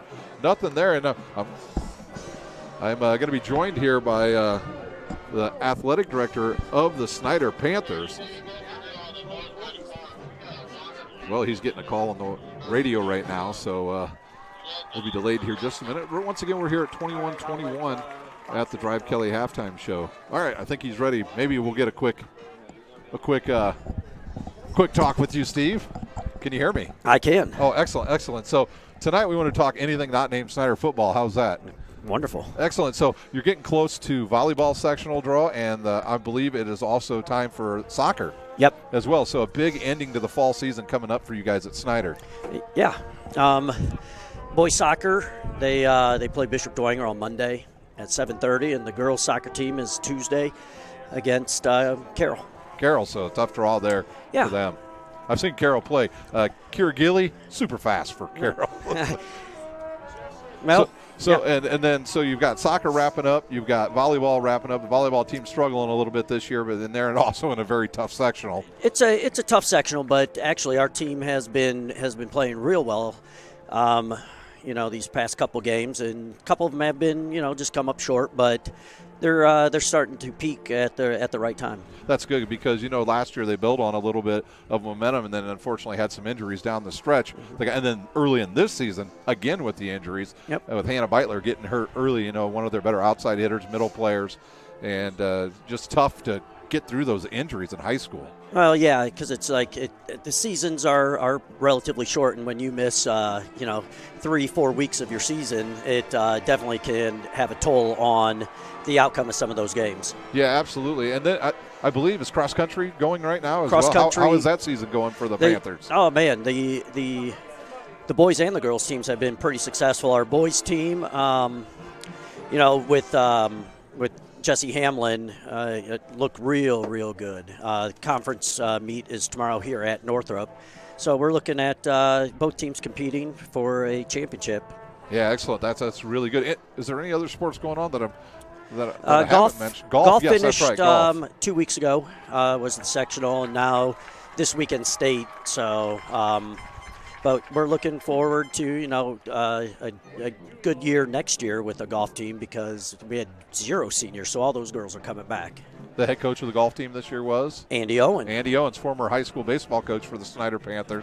Always good to see Andy. Oh, it's great. Andy's very knowledgeable, not only in baseball, but, just golf and just athletics in general. Yeah, I think I saw him out last year at Lakeside Golf Course working with some girls and trying to get some extra work in with him with the golf team. So, it never ends in football. No. You're coming down to the end here of the season, and tonight's homecoming, a special night here for you guys, and you can talk a little bit about homecoming tonight. Well, it's you know, it's homecoming, and it's great to face, you know, your rival in Northrop, but it's just nice to see, you know, all the students that have graduated come back. I saw a number of them, you know, in the stands, and then a few of them on the sideline that you know, are playing football in the college at the college level.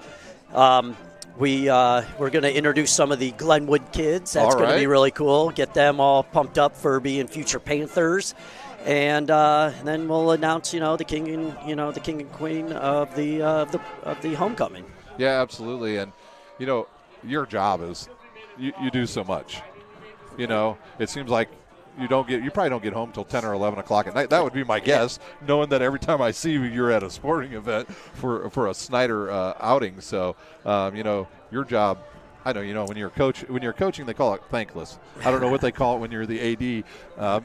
Underpaid, maybe, might be the word I would use. But no, but you know that going into it, that the world of athletics and at the high school level, it just doesn't end at 6 days a week, and it's, you know, home, away, and you make those sacrifices, but you do it to see the growth of the student athlete and just the success of the school, you know, and it's the job. Yeah, it definitely long hours, but I wouldn't do it if I didn't enjoy it. Yeah, I can tell that about you too. With, you know, being around the Snider program for the last, I don't know, I feel like forever. Yeah. But you know, it just seeing you there, helping all the kids out, trying to do the right thing for them, trying to get them to do the right thing, I guess, is a bigger thing nowadays. But you know, I'm sure I speak for all Snider families that we appreciate all the hard work you do for the boys and girls at Snider High School. Well, I appreciate it, and I really appreciate them. It's really neat to see them, you know, from their freshman year through their senior year, just grow, not only as students and athletes, but as people in general. You know, seeing them succeed at the college level, or even just the students in the past. This is my 20th year at Snider, and seeing former students come back and want to help coach, and it just says a lot about not only our coaching staffs but our program, and then their love for Snider High School. Yeah, absolutely. You can tell it. You know, whenever you talk Snider, you go anywhere. I don't care where you go. You go up to Northwestern, you go down into Florida, you go wherever it is, and you mention Snider, like, oh, the Panthers. You know, you hear that name. You know, everybody knows who you guys are, and, you know, a lot of schools want to be like you guys, and you guys have put up a really good tradition in all sports, not just football.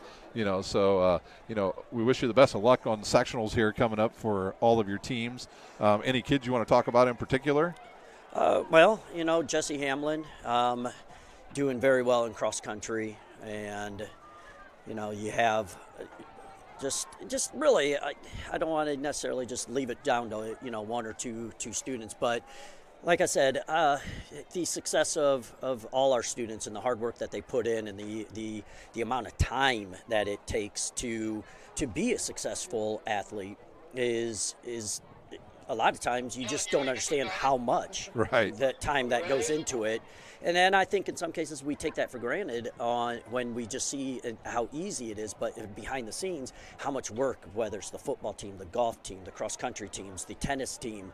You know, we had a few tennis players that were all conference. We gave Leo a good run at the first round of sectionals. Came up short, but definitely have some, you know, talent, a lot of tennis talent coming back as well.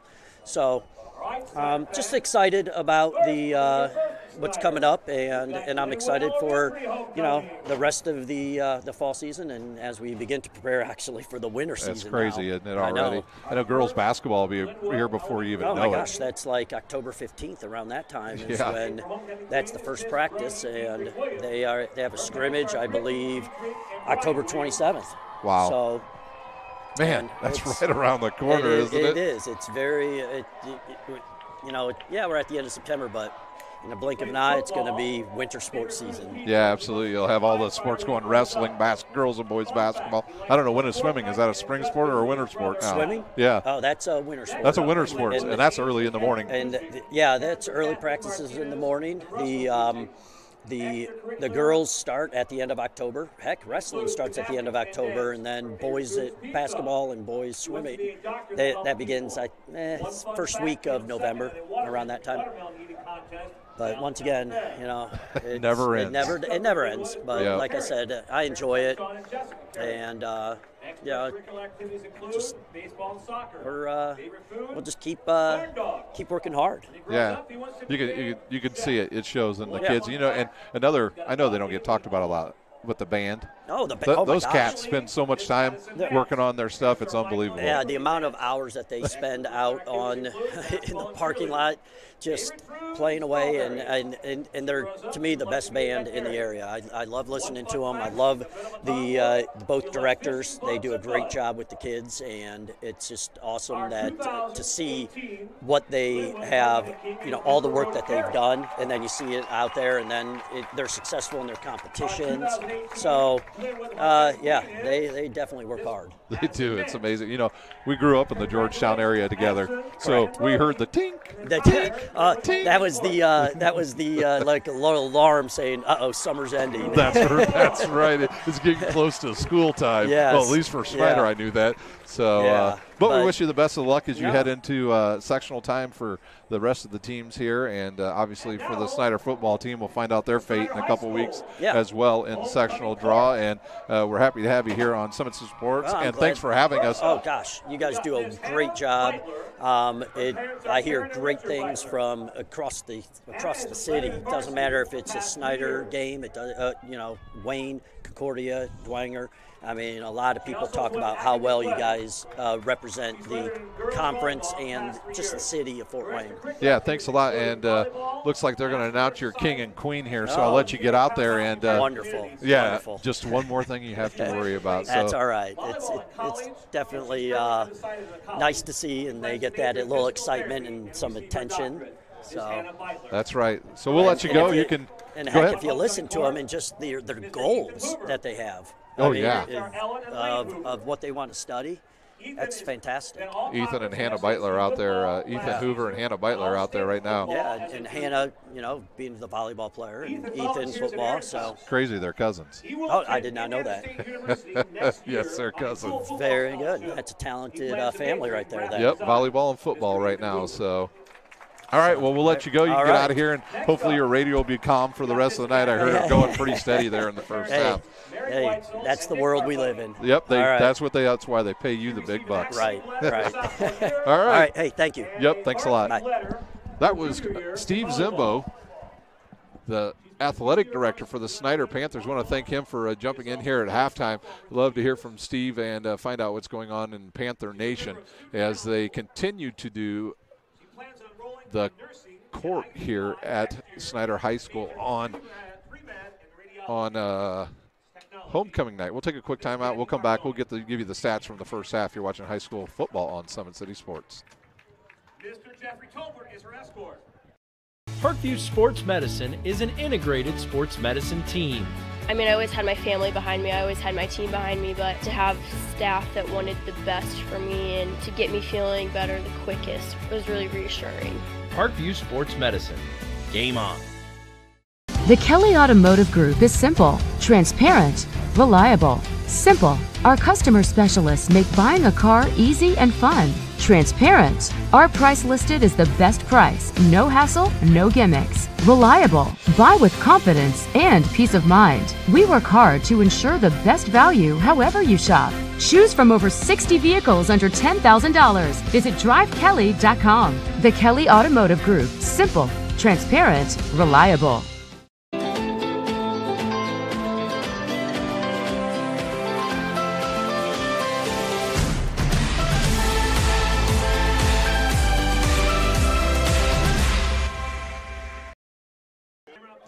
Welcome back to Spiller Stadium. We are at the Drive Kelly halftime show here on Summit City Sports.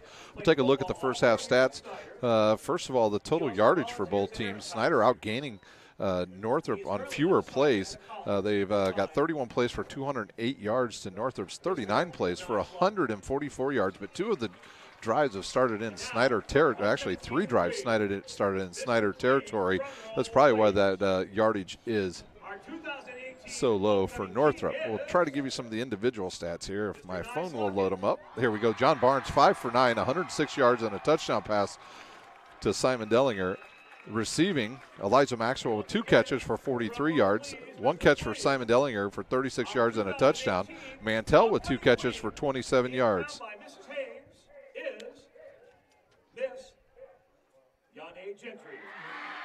For the running backs for the Snider Panthers, it was Anias Lockett with 12 rushes for 61 yards. Lenny Bennett in limited action with 5 for 28. John Barnes, 4 for 12 for the Snider Panthers. For the Northrop Bruins, Seth Pearson, 8 for 17, 106 yards and 2 touchdown passes.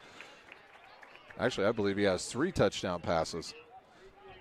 And wide receiver Adrian Sewell with 1 catch for 44 yards and a touchdown. Jeremiah Green, 3 catches for 36. Davion Berry, 2 catches for 10 yards and a touchdown. Jordan McClug, 1 catch for 8 yards and a touchdown. The running back for Northrop, 15 rushes for 67 yards here in the first half. So the Panthers and the Bruins all tied at 21. We'll take our final timeout. When we come back, we'll have the start of the second half here from Spooler Stadium. You're watching high school football on Summit City Sports. Kelly Automotive Group is simple, transparent, reliable. Simple. Our customer specialists make buying a car easy and fun. Transparent. Our price listed is the best price. No hassle, no gimmicks. Reliable. Buy with confidence and peace of mind. We work hard to ensure the best value however you shop. Choose from over 60 vehicles under $10,000. Visit drivekelly.com. The Kelly Automotive Group. Simple, transparent, reliable. Both runners are running. Play coming home. From the crucial plays to the highlight of the game to the victory celebration, we are there. Summit City Sports isn't just a business. It's a group of companies investing in the youth of Fort Wayne athletics. It's because of Parkview Sports Medicine, because of Kelly Automotive Group, Indiana Wesleyan University, University of St. Francis, and Big Eye Fish, that we can produce our broadcast viewed by hundreds of thousands in Northeast Indiana. Support Summit City Sports. Become a sponsor. Join our winning team today.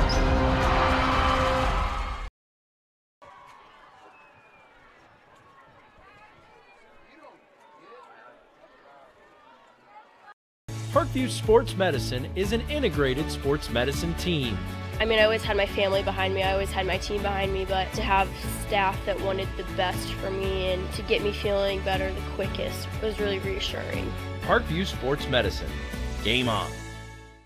The Kelly Automotive Group is simple, transparent, reliable. Simple. Our customer specialists make buying a car easy and fun. Transparent. Our price listed is the best price. No hassle, no gimmicks. Reliable. Buy with confidence and peace of mind. We work hard to ensure the best value however you shop. Choose from over 60 vehicles under $10,000. Visit drivekelly.com. The Kelly Automotive Group. Simple, transparent, reliable.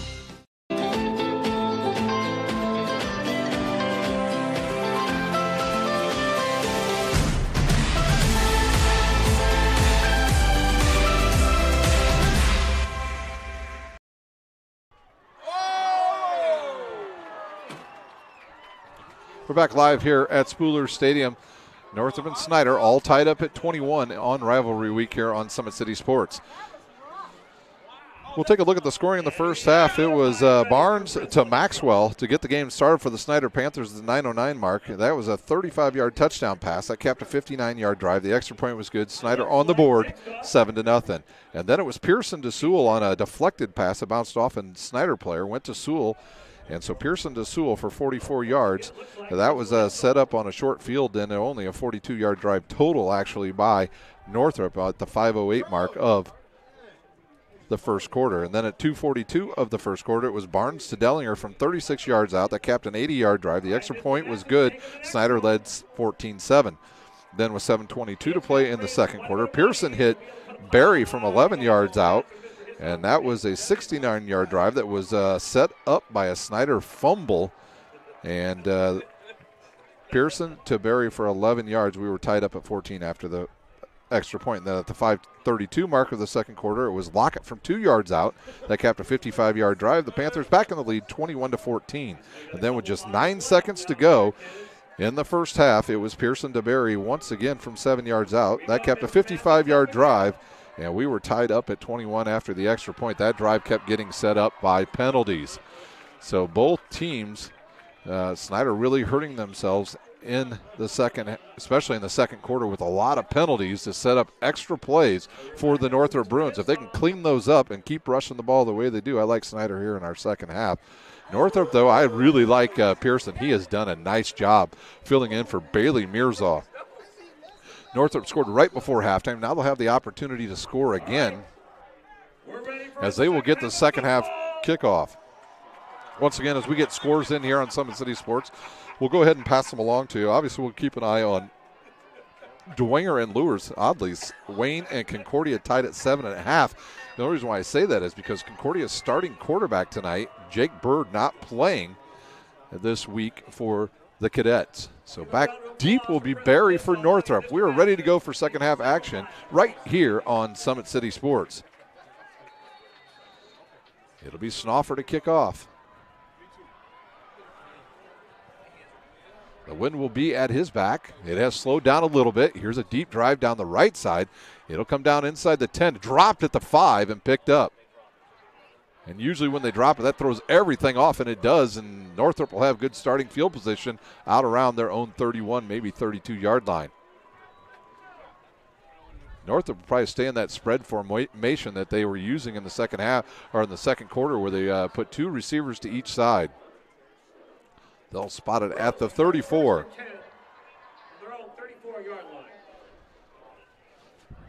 It has gotten chilly here at Spooler Stadium. And Northrop will stay on that 2 receivers set to each side. Here's the give in the middle to Green. He'll run up the middle. Quick flag here to the left side. I believe somebody moving early for the Bruins.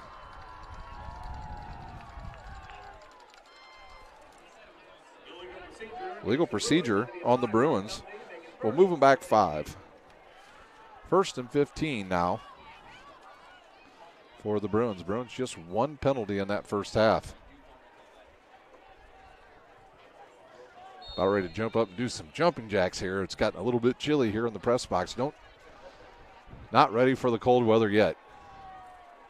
It'll be Green in the backfield with Pearson. Snider shows man-to-man coverage. See if they stay in it. Snap. No, they're in zone to the outside. He was looking for number 2. Green was the intended receiver, threw it out of his reach, and it'll be second down and 15 now for the Northrop Bruins.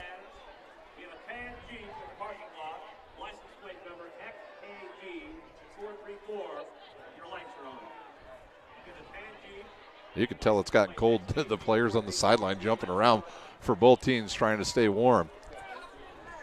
I think tonight it's supposed to get down into the 40s here in Northeast Indiana. Here's Pearson in the shotgun formation. He'll run the option again. He gets laid out again, but Green with a big run down the right side, and he'll pick up about 10 yards. Pearson's probably going to ask Coach Dorfler to stop running that play because he has taken a beating every single time he has ran that play, but it brings up a manageable 3rd down and about 7 for the Bruins. They picked up some big first downs in that first half, mainly because of the Snider penalties that were given, just gave Northrop extra downs in the first half. So 2 receivers to the near side once again. Green out here with Pettis. Northrop hasn't looked Pettis' way very much. They've looked at Barry a lot more than Pettis tonight. And there's saw a couple players jump on the left side of the line for the Bruins. See if they were drying off. No, they'll say legal procedure.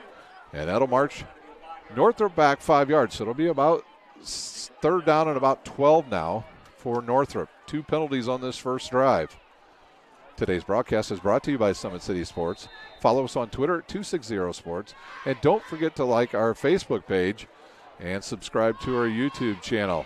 Once again, I want to thank our special guest at halftime's athletic director of the Snider Panthers, Steve Zimbo, as we talked about a lot of other stuff other than the Snider football program. 2 receivers to each side once again for the Bruins. They've thrown a lot of passes to the left tonight. He'll look that way again. He'll look, fire. Deep one down the right side. and dropped. It looked like Underwood had a bead on it, and then the Northrop player, Barry, almost caught it. So it'll be 4th down, and it'll be time for a punt for the Northrop Bruins, and they will be punting into a breeze coming straight out of the north now. Maxwell and Derrick back to receive for the Panthers. So a good opening drive by the Snider Panthers. They shut down the Northrop offense that was rolling in the first half late in the second quarter. Whistle on the field. I'm not sure if we have a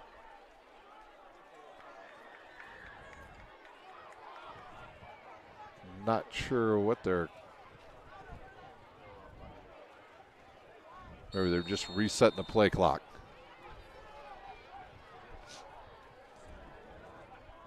There's a snap. It's a good kick. It's away. It's going to catch the wind and go out of bounds.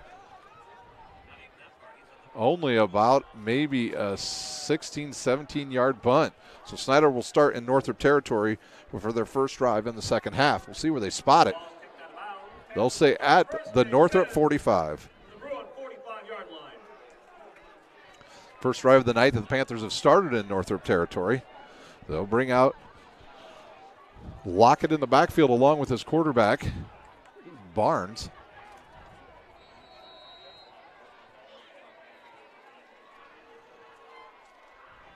So Barnes under center. He'll get the ball, give it to Lockett. He'll run right in the middle again and pick up another tough 4 or 5 yards as he was on top of a couple players. Here comes another flag. And I think they're going to call Randy Holtz with a personal foul for the Snider Panthers. Saw him just continue to push a guy down the field. This could be another costly penalty on the Panthers. Generally, a lot of running in practice will take care of penalties. It might be one on each team. We'll see. Unsportsmanlike on Northrop. The official will go over and talk to Coach Dorfler. He'll come pick up the flag, and then it'll be a 15-yard penalty and first down for the Snider Panthers as they march deep into Northrop territory now. So the ball at the 45. It should get down to about the 30.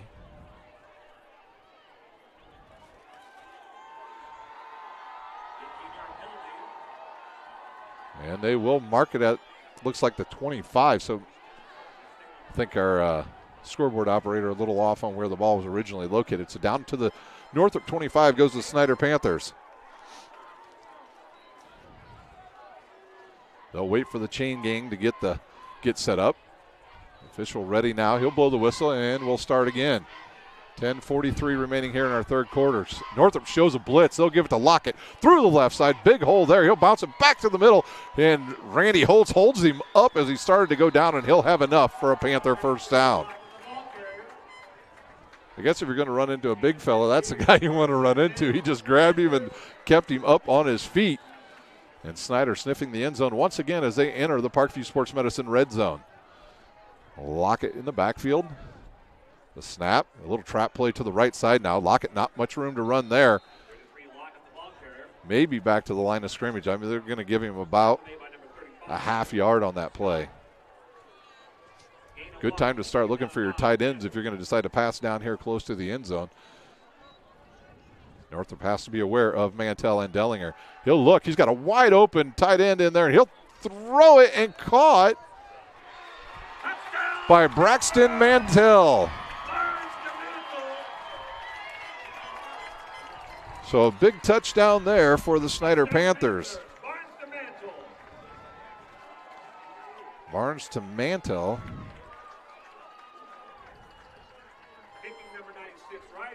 On a 7-yard touchdown. So that both tight ends with touchdowns tonight for the Snider Panthers.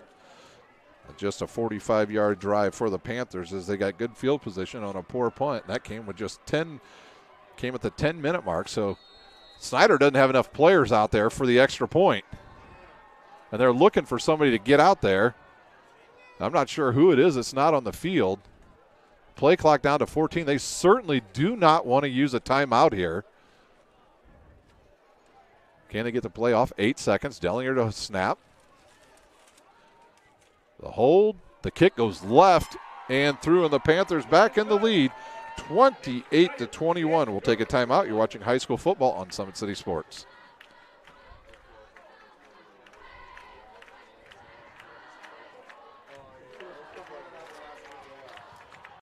A running play coming home. From the crucial plays to the highlight of the game to the victory celebration, we are there. Summit City Sports isn't just a business, it's a group of companies investing in the youth of Fort Wayne athletics. It's because of Parkview Sports Medicine, because of Kelly Automotive Group, Indiana Wesleyan University, University of St. Francis, and Big Eye Fish, that we can produce our broadcast viewed by hundreds of thousands in Northeast Indiana. Support Summit City Sports.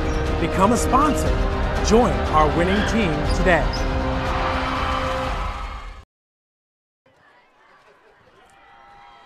Panthers will kick off. They lead 28-21 with exactly 10 minutes to play here in the third quarter. It was Barnes to Mantell from 7 yards out, kept a 45-yard drive. The Panthers on the board here in the second half as they take their first possession and score. It'll be Snoffer to kick off, very deep.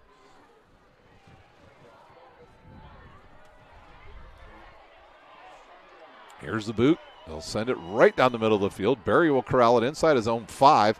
Have some blocking right in the middle. And, then he takes a big hit. He'll drag the tackler out to about the 22-23-yard line. So big hit there by the Snider Panthers special teams. Rucklos on the tackle for the Panthers. Their own 23. Northrop got a couple first downs on their first drive and then stalled out. Can they get something going here? Really relied on the run here tonight. A lot more balance out of the Northrop Bruins offense. In the backfield is Green. Here's a snap. It's the option again. The quarterback takes another big hit, but stays on his feet, and a good pickup by the Northrop Bruins. They'll pick up about 4, maybe 5 yards on that carry. So I think it's Jennings that's continuing to, they're running right at Jennings off that end spot. See if Snider tries to widen out one of their linebackers. You see Cam Miller now. He is going outside the tackle. It'll be 2nd down and 5 for the Bruins. The Snider defense will move a little bit late again. And there's Green with the room to run. He's through, and he's got enough for the first down as he gets to the second level and picks up a first down for Northrop. So Green having a good night tonight. Hoover on the tackle. 9 minutes to play here in our third quarter. That offensive line has done a nice job of containing the offensive line or defensive line of the Snider Panthers. Here's the snap. The option will come the other way. Hoover will come up. He pops the running back, and the ball's out and on the ground and picked up by Pearson. Green got smoked by Ethan Hoover and dropped the ball. Almost danger time there for Northrop. Good thing Pearson followed it on the play. The only reason why he got the ball that time is because the defensive end didn't clobber him like he had on the last 4 times they had ran it, and he was on his feet and able to come get that ball, and it's a big loss, and it's 2nd down and 21 now for the Bruins. Hoover saw that coming, came up from his free safety position and put a pop right on the running back. Snider looking at like they're going to blitz again, and it'll be a rollout. Here comes a pass. It'll just right in front of us. Pettis had it in his hands. Quaylen Pettis had it in his hands and dropped it. As try to see who's on the defense there. That was Underwood, all alone out there with Pettis. A good pass by Pearson, right on the money, but unable to bring it in is Quaylen Pettis. So it'll be 3rd down and 21 now from the Northrop 29. Snider's got to be aware of the draw again. They've ran that a couple times tonight.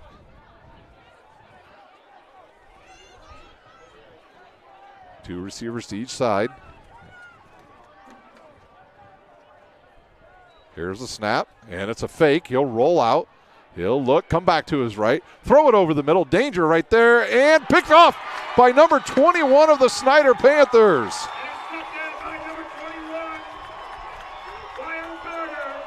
Quyon Carter with the interception for the Snider Panthers, and they'll start deep in Northrop territory. Again, their second possession here in the second half will start in Northrop territory inside the 35 at the 34-yard line. So that turnover costly by Northrop and gives Snider great field position and life here in the third quarter. 7:55 to play here from Spooler Stadium in the third quarter. See if Snider tries to take a shot deep. They've got the wind to their back. Bennett in the backfield now with Barnes. Here comes a blitz again. Nowhere to go. John Barnes has got to see that. He's got to see that linebacker stepping up there in the middle and knows the blitz is coming. And maybe Coach Tippmann will give him the option of audibling out of that play. You see that guy step up there, it's time to take a pass. So second down and 10. 7:30 to play here in our third quarter. Northrop really loading up the box now. Mantell with Dellinger on the left side. He'll look, fire over the middle, throws it to Simon Dellinger. He'll turn upfield, get through one tackle, and pick up a first down. His second catch of the night. His first catch was a touchdown. So Barnes to Dellinger for a first down. Dellinger will head off next year to play at the United States Military Academy at West Point for Coach Munkin. His class there, he'll have a throwing quarterback coming in from Hawaii. Here's the snap. And it's Bennett up the middle. He's still on his feet. And he will score from 21 yards out. Lenny Bennett at the 7:05 mark for the Snider Panthers scores a touchdown. So Snider with two quick scores here in the second half.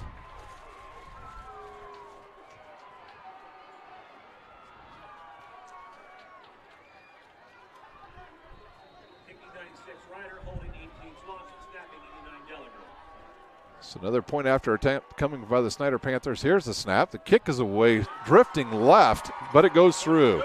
We'll take a timeout. You're watching high school football on Summit City Sports.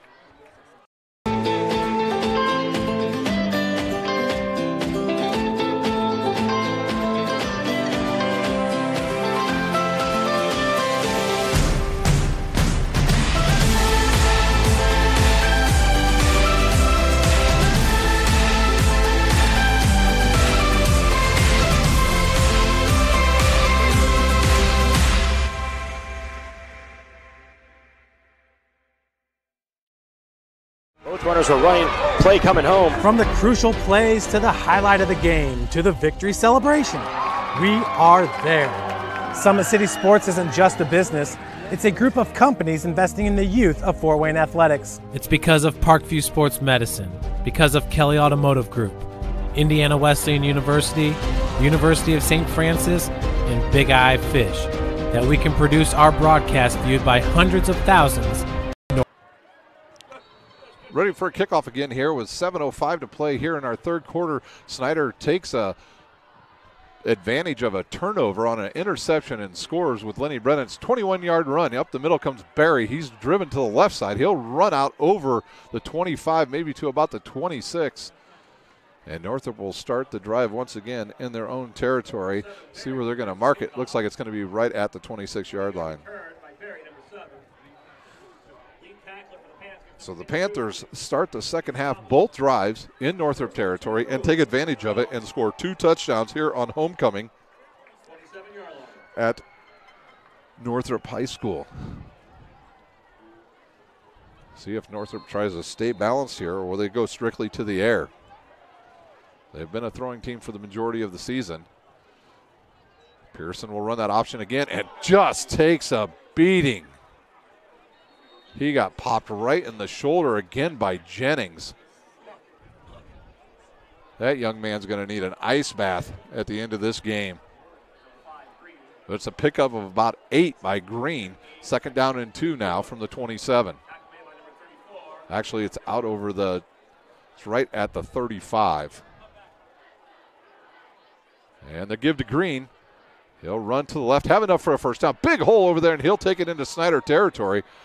to the Snider 49 as Green finding some room on that left side. I don't know if Snider's got some subs in there right now. No, I see most of the starters. So Northrop will stay in this wide open formation again. 2 receivers to each side. Green in the backfield with Pearson. Snider playing way off the ball with those linebackers. See Ethan Hoover here, the defensive back for the Panthers, telling everybody where to go on this play. Here's a snap, 3-yard drop. He'll look, here comes the rush, and he's going to go down. Will Pearson. A meeting at the quarterback between Reinig and 52. Number 52 into the tackle on that, a sack. 52 is Reese Thomas. Thomas and Reinig meeting at the quarterback. 2nd down and 17 now for the Bruins as they're going in reverse on this drive. And Snider will show blitz again. Here comes a player across the formation. They'll go jet sweep to the left. He's going to get stopped there. Drops the ball, and Snider falls on it. I don't know who. I think it was Jennings that reached out with his left hand, knocked the ball out, and I think Belizaire fell on the loose ball. Another turnover on the Bruins, and Snider starts at the Northrop 40-yard line. So Snider here in the second half has started at the Northrop 45, the 34, and now the 40. Might have been Reinig that stripped that ball out of there too.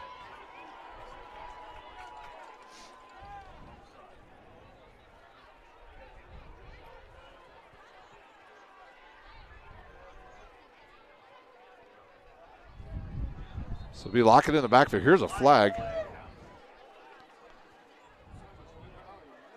See if I think it might have been a offsides on Northrop. Coach Dorfler over there talking to the officials. So it'll be a 1st down and 5 for the Panthers, and see if they try to take a shot deep. They'll have 3 receivers now on the field. Here comes Derek across formation. Here comes the blitz. And he'll have to roll to his right, see if he'll throw it away. No, Barnes will keep it, runs through the right side, has an opening, will have enough for the 1st down. He's shoved way late out of bounds, ends up out on the track. So Barnes makes something out of nothing there as the blitz came from his right side. He saw it, sprinted, actually came from his left side, sprinted to his right side, was able to pick up a 1st down. Mantell back into the lineup, and Sims will check out. Don't forget, ladies and gentlemen, here on Summit City Sports, we'll be covering girls high school volleyball sectionals. We'll have the Dwenger sectional for you coming up in about a week from now, as Lockett will take it through the right side. Big hole there as he runs behind Simon Dellinger and picks up another 1st down. Like I said, we'll be out at the Dwenger sectional there. That is the group of death in volleyball. It has 3 very good teams, Angola, Dwenger, and Leo all in that sectional. The draw will be this Saturday night at 6 o'clock, so we'll find out who will play here. Here's a late sub coming in for Northrop. Was even on sides. He was not. Lockett will run through there. Oh, and they're going to blow the whistle. So an illegal substitution on Northrop negates a big play for the Snider Panthers. It'll be enough for a 1st down. Also, we've got soccer sectionals coming up here as well. Have boys and girls action for you. We have to wait for the, everybody to get the draw there, and then we'll find out where we'll head out. And don't forget, tomorrow night, log on to St. Francis, sf.edu, and a big game coming up at Darcy Stadium as the #1 ranked team in the country. The Cougars of St. Francis will take on the Marion Knights from Indy. Here's a run up the middle by Lockett. He's going to get pushed forward, and he'll have a touchdown from 10 yards out. So Snider taking over here in the second half as Lockett has another touchdown tonight. So their 3rd touchdown here. Just 3 minutes from their last one. Panthers on the board again.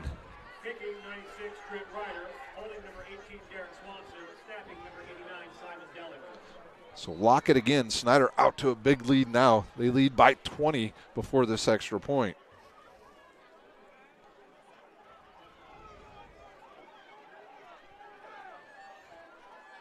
Here's the snap, the hold, the kick is away, drifts left, but it's through. Snider 42, Northrop 21. We'll take a timeout. You're watching high school football on Summit City Sports.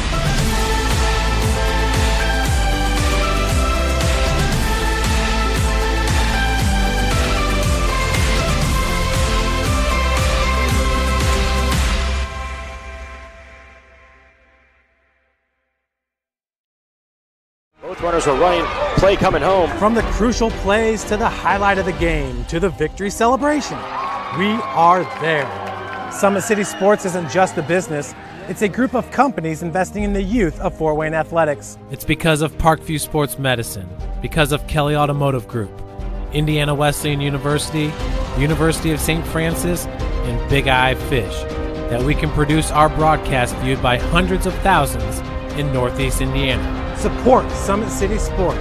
Become a sponsor. Join our winning team today.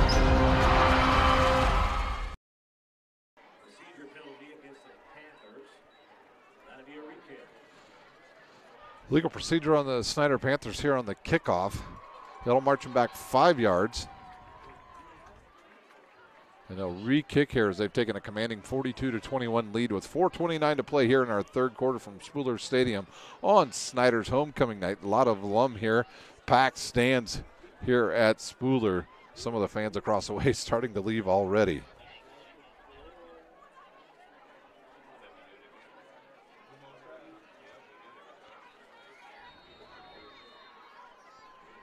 So Snoffer will kick off again. That'll move Barry up to about his own 10-yard line. The wind at the back of the kicker. Here's the boot. It's a line drive. It'll come down right about the 9-yard line. And Northrop will be off to the races. Big hole there. So Northrop once again will have fairly decent, good starting position. They just haven't done anything with it. 3 turnovers here in the second half. A Northrop player down on the field. See if he's going to get up. And Vaughn down on the field. Officials time out as Northrop will start at their own 37-yard line. With that injury, we'll take a quick timeout. You're watching high school football on Summit City Sports.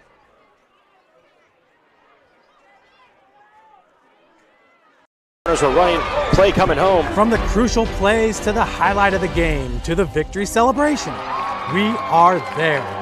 Summit City Sports isn't just a business, it's a group of companies investing in the youth of Fort Wayne athletics. It's because of Parkview Sports Medicine, because of Kelly Automotive Group, Indiana Wesleyan University, University of St. Francis, and Big Eye Fish, that we can produce our broadcast viewed by hundreds of thousands in Northeast Indiana. Support Summit City Sports.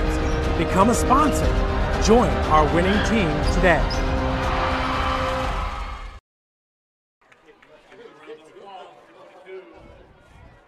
Number 22 up and off the field, walking gingerly on that left leg, and he'll go straight over to the trainer's table and be checked out. So Northrop will start with good field position at their own 37-yard line. Once again, thanks for watching here on Summit City Sports.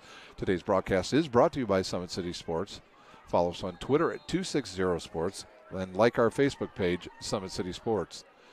So Northrop will have to kick it into gear here. They trail big here as they've had the score doubled up on them here.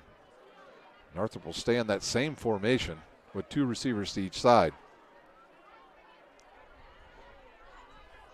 Here's a give to Green again. Big hole there. Here comes a flag thrown right in the middle of the offensive line. And we'll see what the flag is.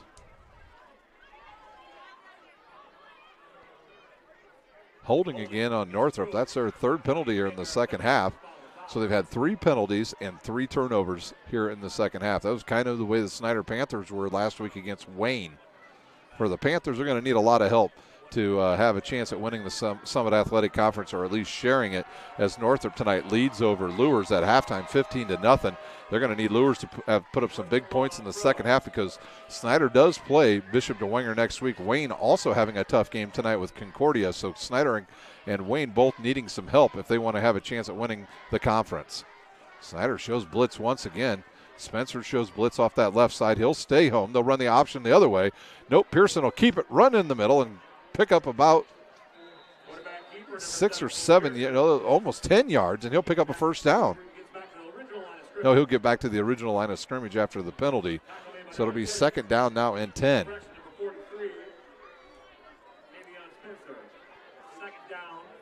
Injured Panther on the field. Who's going to stay out there? Number 47 limping there right in the middle of the field. Second down and 9. Snider showing blitz again.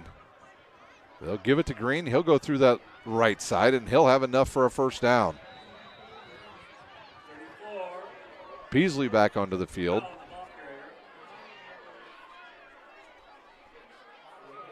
I believe that might be Moon that was out there playing, and he'll limp off the field, the freshman.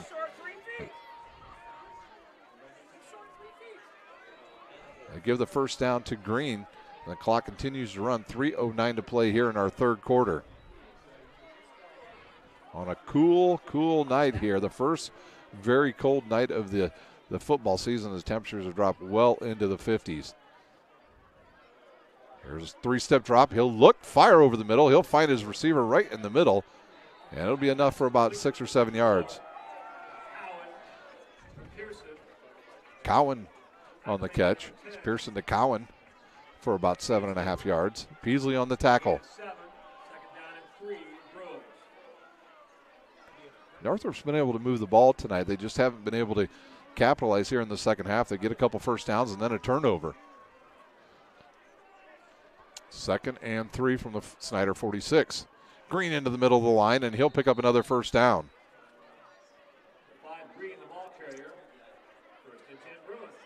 Ethan Hoover on the tackle for the Panthers. Wiggins and Hoover, and I believe, yeah, it was Wiggins and Hoover right there on that tackle, but too late. Northrop picks up a first down on that play. 2:12 to play here in our third quarter. Northrop are starting to move a little quicker. There's the snap to give to Green. He'll run right. Big hole there, and he'll pick up about another 6 or 7 yards. Snider trying to get some subs in. Ruckless will come off. Back into the game will come Cam Miller. It'll be second down and 3rd now. Second down and 3 now for Northrop. See if they try to take a shot deep. I don't know if it's the wind that is affecting them not trying to throw the ball right now, but they are doing a very good job running the ball, especially off that right side. They may go option here again. Snider sees it, and it's run right up the middle. Reining will have the tackle, but he'll be dragged for a first down. 24. That's Cowan on the carry.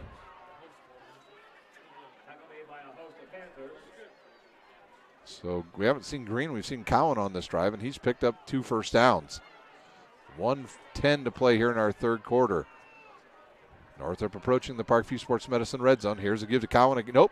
Pearson will keep it himself. He gets grabbed from behind and be taken down, but he'll get back to the line of scrimmage. I think that was Jennings over there. And Snider will run out a couple subs. A couple offensive linemen will come out there and play. That'll be Randy Holtz and Will Schwartz. They'll replace Reinig and Bellas there. Some fresh bodies in there for the Snider Panthers. 40 seconds to play here in our third quarter. Cowan in the backfield along with his quarterback. Trip receivers now to the near side. The snap to give to Cowan. He'll run. Bounces it to the outside. Now back out to the outside. Bad angle there by Spencer. And Cowan will have enough for another first down. Down to the 6-yard line of the Snider Panthers, and now Northrop in the Parkview Sports Medicine red zone once again, as they has marched right down to the Snider 6-yard line. 25 seconds to play here in our third quarter. Trip receivers now to the far side. Quaylen Pettis all along on this near side. See if they throw a fade to him. Nope, they'll give it to Cowan. He'll go up the middle. Met in the hole by Cam Miller of the Snider Panthers, and he's dropped right at the line of scrimmage. So 34 on 34. And that'll do it for the third quarter. We're at the end of 3. The Snider Panthers lead 42-21 over Northrop. We'll take a timeout. You're watching high school football on Summit City Sports.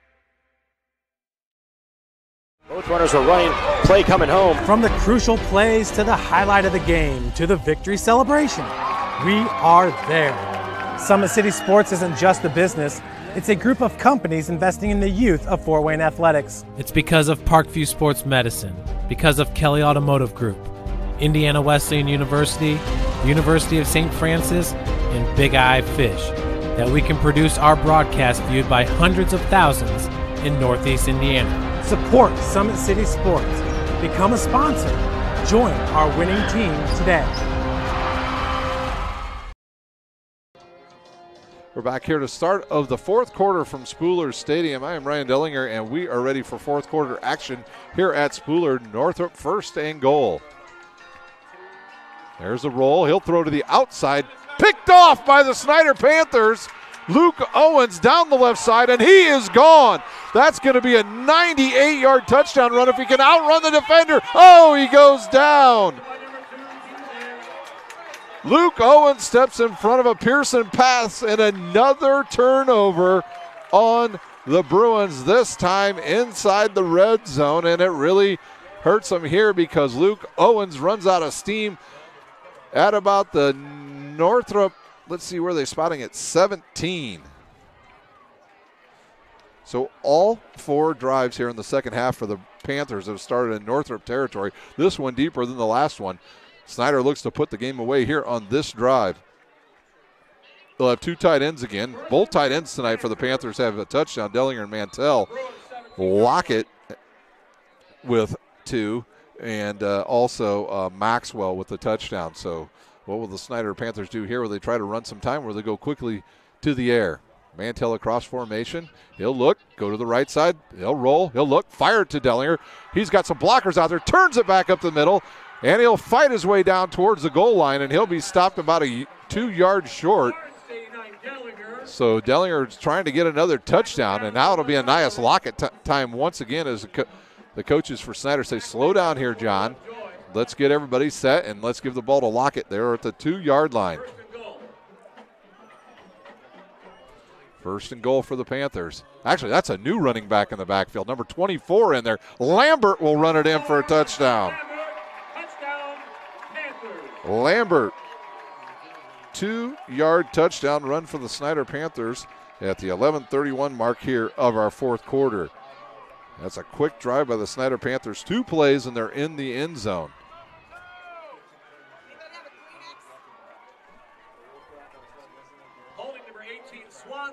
So 11:31 to play. Snider with a 49.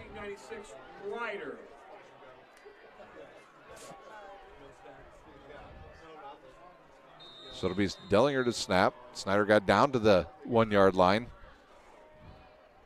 when Barnes hit Dellinger, and he got down there, the big tight end. Here's a kick. It'll drift left, but it'll sail through. 49-21. No good. Went wide left, did it? They'll say the ball went wide left. His ball had been drifting that way a lot here in this game. So with 11:31, Snider leads 48-21 over Northrop. Parkview Sports Medicine continues To lead the way in Northeast Indiana, our specialized sports medicines team offer direct access to physical therapy, sports physicians in our own Parkview Ortho Express Clinic located at Sport One Parkview Fieldhouse. No referral needed, saving you time and money. Visit parkviewsportsmedicine.com. Kelly Automotive Group is Indiana's #1 automotive group with over 1,000 new vehicles and 500 pre-owned vehicles to choose from. Please visit drivekelly.com. Simple, transparent, reliable. The world is waiting for you to make a difference in any way that you can. Discover your strengths at Indiana Wesleyan's residential campus in Marion, Indiana. Visit indwes.edu to learn more about becoming a Wildcat. So the Panthers will kick off again to Northrop. There's a bouncing ball. It'll be taken at about the 28, returned up the field, and he'll be dropped at about the 40-yard line. Scott on the carry, and he'll be down at the 40, and Northrop will have the ball once again with 11:25 to play here in our final quarter. See if we can get any score updates here real quick before this play. And we'll update this.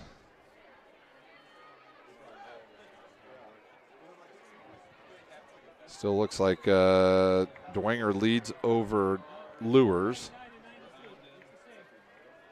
We'll update you here. It's 2 receivers each side. They'll give in the middle of Coward, and he's dragged down behind the line of scrimmage.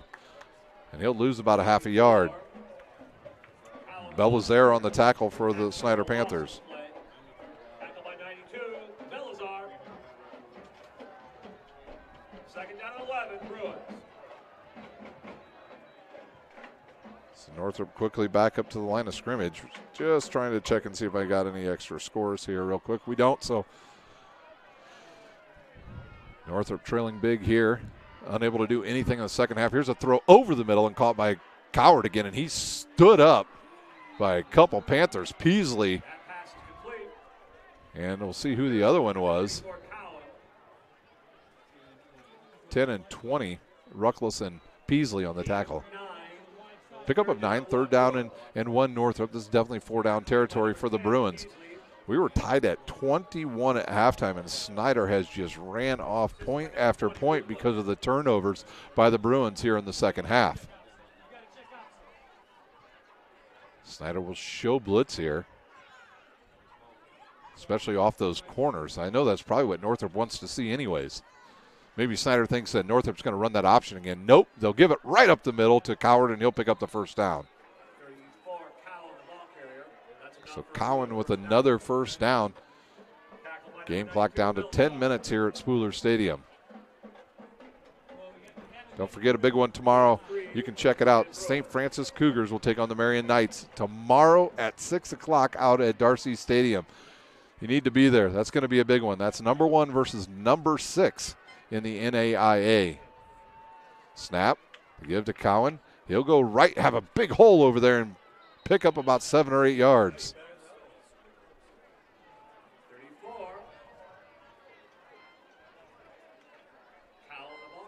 Yeah, closer to 8 yards on that carry. Snider getting some more subs in here. Underwood on the tackle, and then he'll check out. 2nd down and 2. Ball rests at the Snider 40.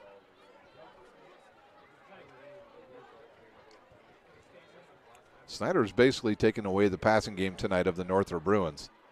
Give to Cowan again, and nowhere to go there. Big Janini Belizaire in the backfield, along with Jalen Wiggins, to take down the running back, and that'll bring up 3rd and 5. I want to thank everybody for watching here tonight on Summit City Sports. Thank our sponsors, Parkview Sports Medicine, Kelly Automotive, Indiana Wesleyan, Big Eyed Fish, and the University of St. Francis. Will Northrop keep it on the ground here, or will they go to the air? Trip receivers to the near side. Barry will be Barry's over here. Quaylen Pettis all by himself. A big tackle there by number 10, Peasley on the tackle, and it'll bring up 4th down. He saw that play coming, and he came off that edge out of his linebacker's position, filled that hole, and took down the running back. So it'll be 4th down and about 4 now for the Bruins. Northrop had ran on a lot of 3rd downs tonight, and they tried it once again.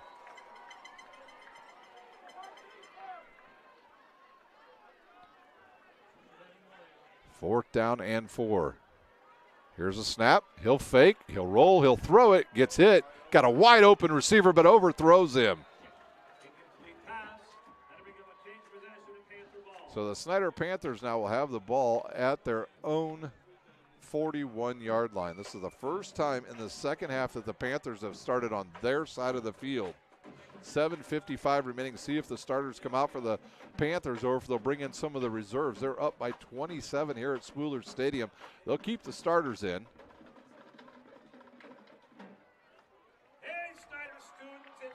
Back in the backfield now will be Lambert.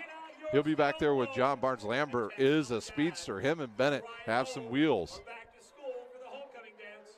Lambert in just limited action this season now with 4 touchdowns. Here's a snap.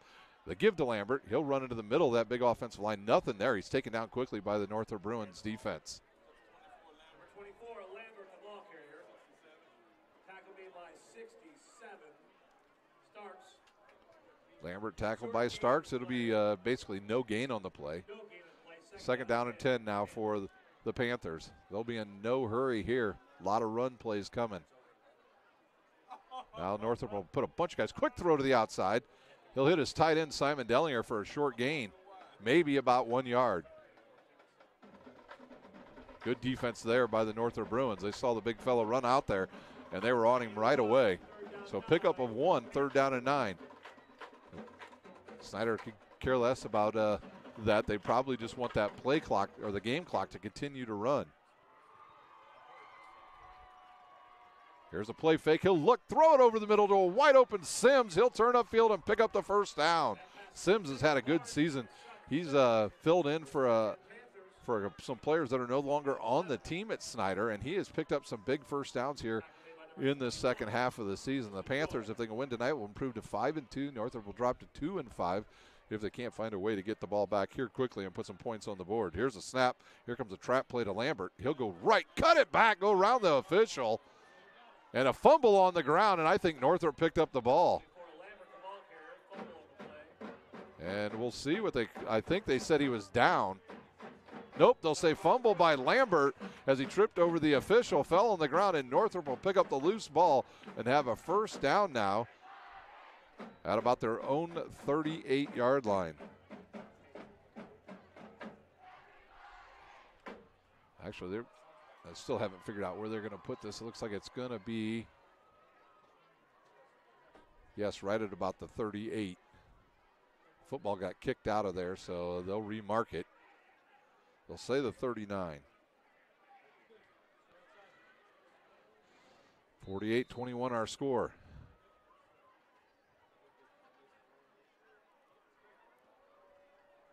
Here's a snap. The fake. Pearson will roll right. He'll look, throw short and low, and they'll say incomplete. That pass is incomplete. Tonight in the chain game, we got Mr. Evan Gruneman, Mr. Mark Guitard, the commander, Dan Rowe. 2nd down and 10 for Northrop. The Clipper, Mr. Seth Condon. I want to thank AD Steve Zimbo for joining me at halftime. As we talked about other things, not Snider football, and coming up it'll be sectional soccer and sectional volleyball for them. And we wish the best of luck to the Snider Panthers as they hit postseason for the fall sports. Pearson 3-step drop over the middle. Oh, almost hit the official. He ran right in front of the pass. I think it was intended for Coward. Cowan was the intended receiver, but he ran behind the official, and Pearson threw it. And incomplete, 3rd down and 10. 6:19 to play. Text mom and dad for a ride home this evening.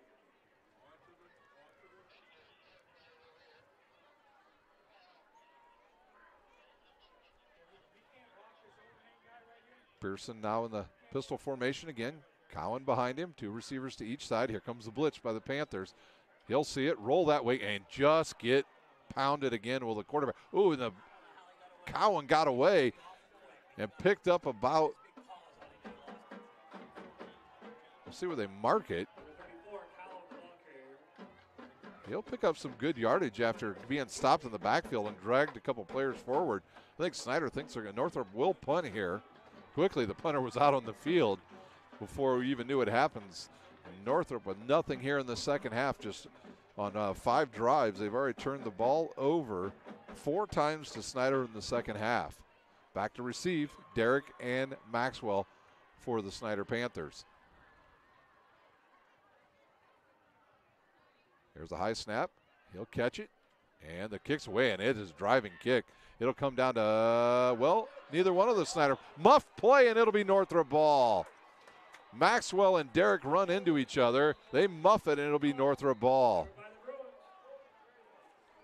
And that's the reason why coaches have no hair or gray hair, ladies and gentlemen. We do have a penalty on the field. We'll see what I don't think it'll be, I think it's on the Snider Panthers. Holding on Northrop. Sorry, they're going to wave that off. Holding on the Panthers, so that they'll decline it. It'll be Northrop ball down at the Snider 13-yard line. Maxwell and Derek's, neither one knew which one was going to catch it. Bounced off of Maxwell, hit Derek, and then Northrop fell on it. So they're inside the Parkview Sports Medicine for the second time here tonight in the second half are the Northrop Bruins. They'll put a couple running backs in the backfield now. Different formation here for the Bruins. They'll give it to Cowan. He'll rush to the outside, and he's going to be dragged down, and there's going to be a horse collar on the Panthers. Number 52.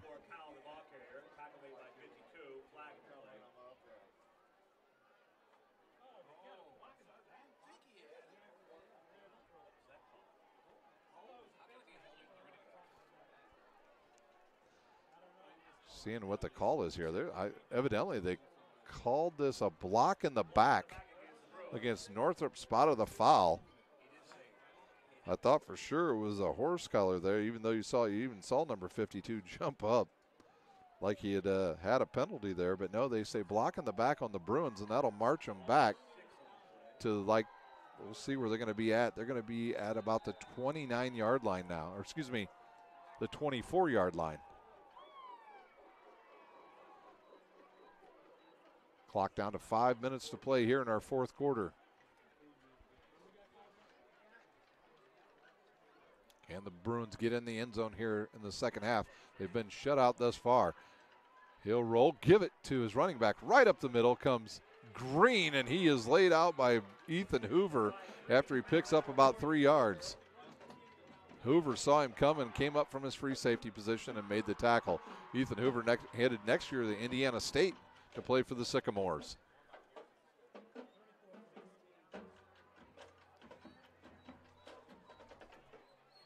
.4:30 to play here in our final quarter. Snider a little confused on defense. Now they're set. Pearson will move Green over to his left. He'll drop, look left, fire left, and it's deflected.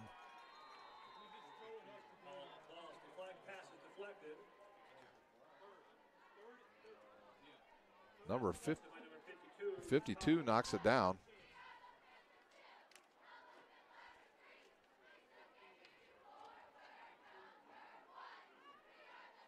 That's Reese Thomas, number 52.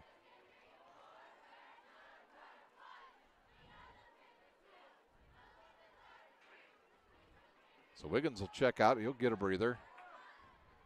It's 3rd down and 17 now for Northrop at the Snider 20. Snider will look. He'll look left, throw left, completely out of the end zone, and almost the only player back there was a Snider Panther player. Man, I'll tell you what, Jayshon Underwood doing a great job tonight on the Northrop wide receivers, blanketing them wherever they go. That young man has been up against every team's #1 wide receiver, and he has done the job all season and again tonight. 4th down and 17. They'll reset that. Score update down at Homestead. It's Homestead 38, Carroll 2. So Homestead leading big over Carroll tonight, 35-10. I don't know if I saw that coming. So it'll be a big 4th down play now for Northrop. Can they keep the ball moving here on this drive? Pearson drops it, picks it up, throws it deep down the right side, and picked off by Ethan Hoover in the end zone. He'll turn it back upfield.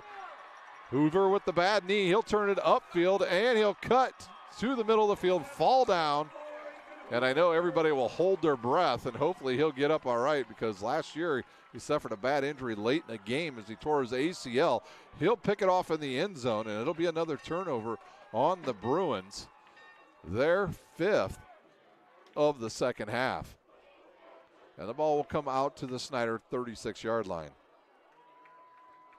Snider with 1 first down here. They'll put this game away. And some subs come in now for both teams. So the starter's out for the Snider Panthers. And we'll see who comes in at quarterback. I believe it will be number 18, Swanson. He'll have Lambert back there with him. Darren Swanson in at quarterback, the lefty. Probably be one of the better players on the Snider baseball team this year. A very good pitcher. Snap to give to Lambert. He'll go right. Big hole there. Jumps through it. And he's off to the races. And, almost loses that ball again. He'll pick up a first down. He'll go into Northrop territory.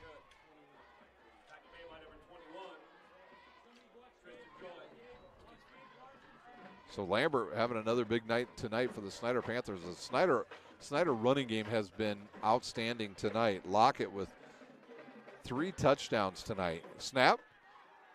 The give to Lambert. He'll try to bounce it to the outside. Nowhere to go, and he's taken down for a loss.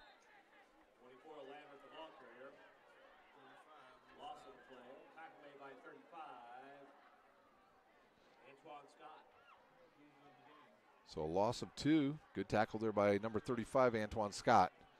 3:20 to play here in our game. All fans, spectators, stay off the track and play field. So Snider will have another win in their pocket tonight as they get ready next week to take on the Bishop DeWanger Saints. Here's a give to Lambert. Bobble the ball, runs through the hole. He's got a quick first step. He'll pick up about 6 or 7 yards on that play, maybe even 8. He'll pick up 8. It'll be 3rd down and about 4 for the Panthers.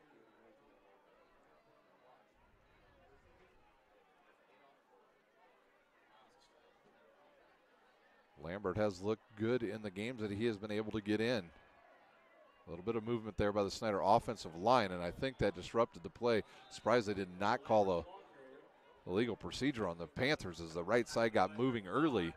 So it'll be 4th down now. See if the Panthers elect to go for it. No, yeah, they are going to go for it on 4th down and about 5 from the Northrop 43. The clock ticks down to 2:10 to play here in our final quarter. They haven't even started the play clock yet. Now they start it.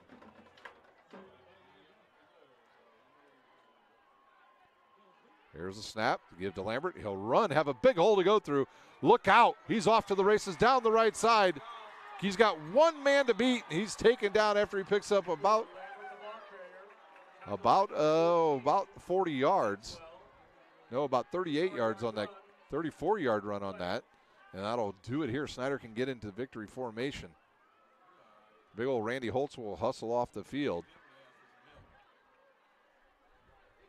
So the Panthers now, I don't think they can run it out. They'll have to run a couple plays here. So Lambert in the backfield once again with Swanson.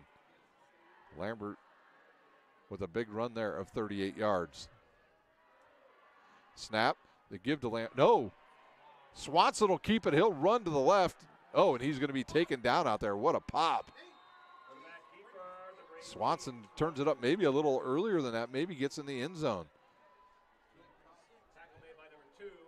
That ball will be down around maybe the 6-yard line.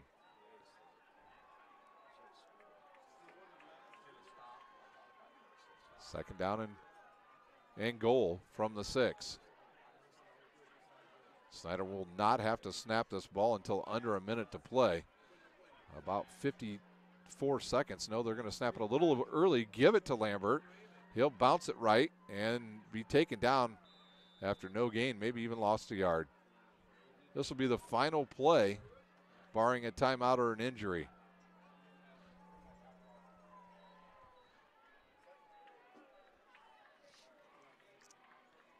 So Snider will have to run one more play, and that will do it here from Spooler Stadium for the Panthers. They'll pick up a big win tonight as they'll improve to 5-4 on the season, and Northrop will fall to 2-5. So Swanson in the backfield for one more time. He knows all he's got to do is take a knee. The two teams will line up, and we will take a timeout When we come back, we will recap the scoring here and have final thoughts from Northrop High School. You're watching high school football on Summit City Sports.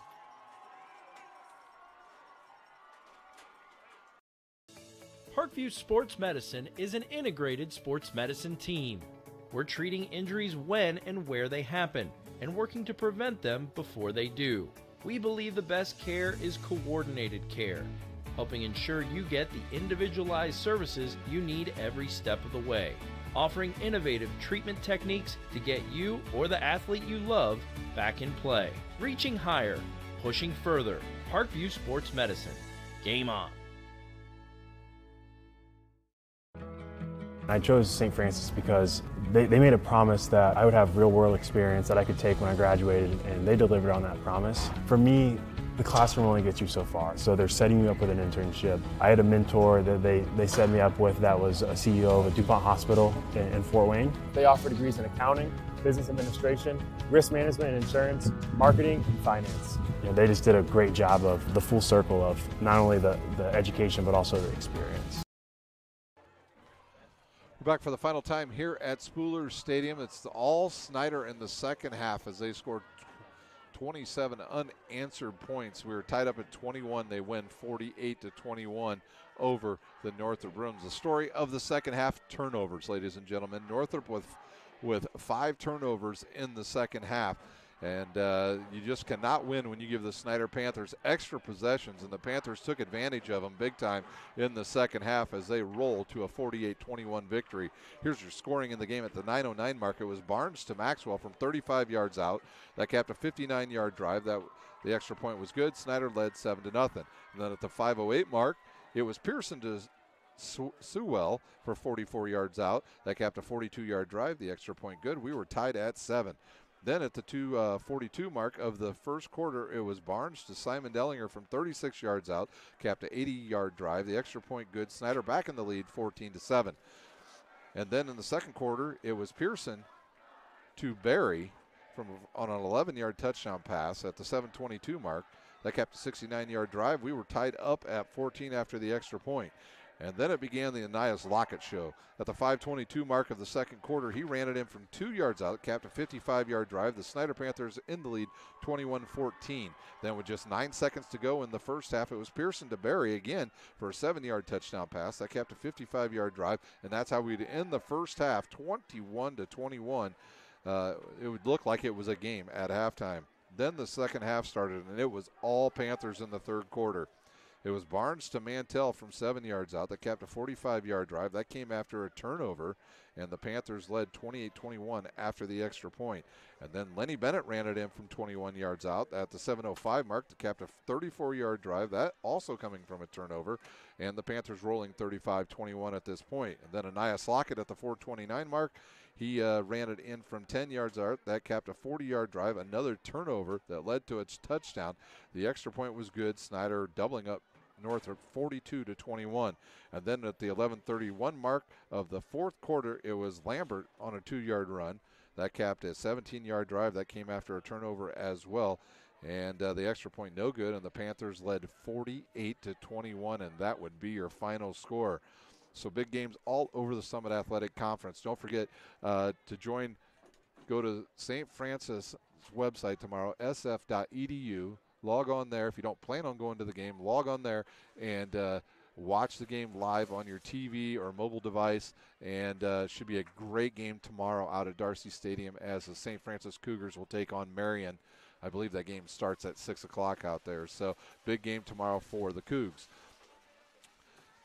Well, don't forget, next week we'll have high school football once again. It's another big week of high school action. Concordia will travel to Carroll. Lures at Southside. Northside will play Northrop. The big game next week, the Snider Panthers at Bishop DeWinger. And Homestead, that might be actually the big game of the week, at Wayne to take on the Generals. I'm not sure of any final scores that we have from around the area. So let's take one final look to see if we can get you anything before we check out here at, I see New Haven beat Belmont by 3. We'll see what else we can find here before we check off.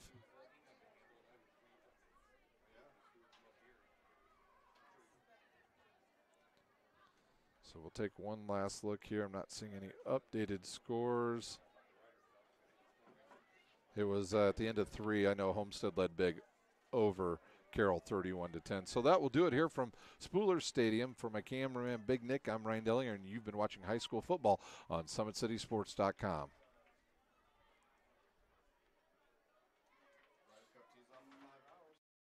When you experience a sports injury, muscle, or joint pain, you want treatment right away. Parkview Ortho Express provides same-day orthopedic and sports injury care without referral or appointment, offering diagnostics, x-rays, the region's only body composition DEXA scan right inside of the Sport One Parkview Fieldhouse. Walk in Monday through Thursday, 7 to 7, Friday, 7 to 5, and Saturday, 8 to noon. For more information, go to parkviewsportsmedicine.com/orthoexpress. It's the Comets. Comets falling from the sky. Comets falling from the sky. Comets falling from the sky. Comets falling from the sky. Comets falling from the sky. Comets falling from the sky. Comets falling from the sky. Comets falling from the sky. This is the first time I've been able to do this kind of more complete understanding or view of your body. One of the things that's really important about this is that it's kind of legitimizing us as athletes. Parkview Sports Medicine. Game on.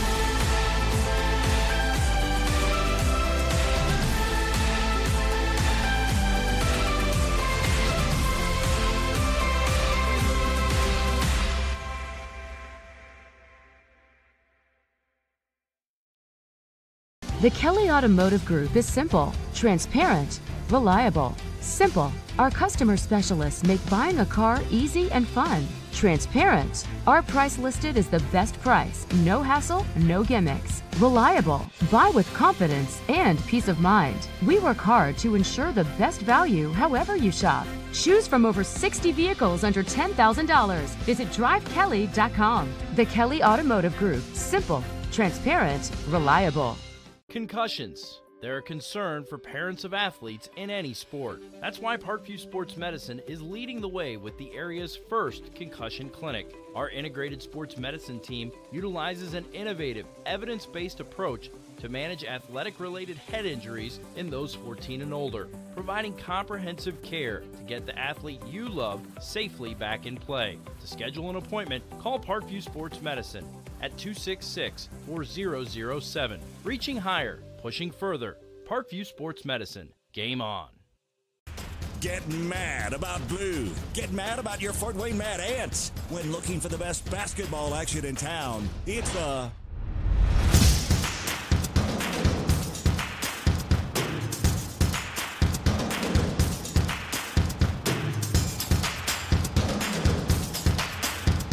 Go to FortWayneMadAnts.com for the complete game schedule. See your Fort Wayne Mad Ants in action. Get mad about blue. I chose St. Francis because they made a promise that I would have real-world experience that I could take when I graduated, and they delivered on that promise. For me, the classroom only gets you so far, so they're setting you up with an internship. I had a mentor that they set me up with that was a CEO of a DuPont hospital in Fort Wayne. They offer degrees in accounting, business administration, risk management and insurance, marketing, and finance. You know, they just did a great job of the full circle of not only the education, but also the experience. Parkview Sports Medicine, especially since I've been a pro, has been where my game has really been able to develop in multiple facets. Injury prevention, maintenance, physical therapy, weightlifting, agility work, you know, all the things that I need to do in order to have an NBA body. This is the place for me to go when I come back home and I need to get a workout in. Always welcome me back with open arms. Parkview Sports Medicine. Game on. Both runners are running, play coming home. From the crucial plays to the highlight of the game to the victory celebration, we are there. Summit City Sports isn't just a business, it's a group of companies investing in the youth of Fort Wayne athletics. It's because of Parkview Sports Medicine, because of Kelly Automotive Group, Indiana Wesleyan University, University of St. Francis, and Big Eye Fish, that we can produce our broadcast viewed by hundreds of thousands in Northeast Indiana. Support Summit City Sports. Become a sponsor. Join our winning team today.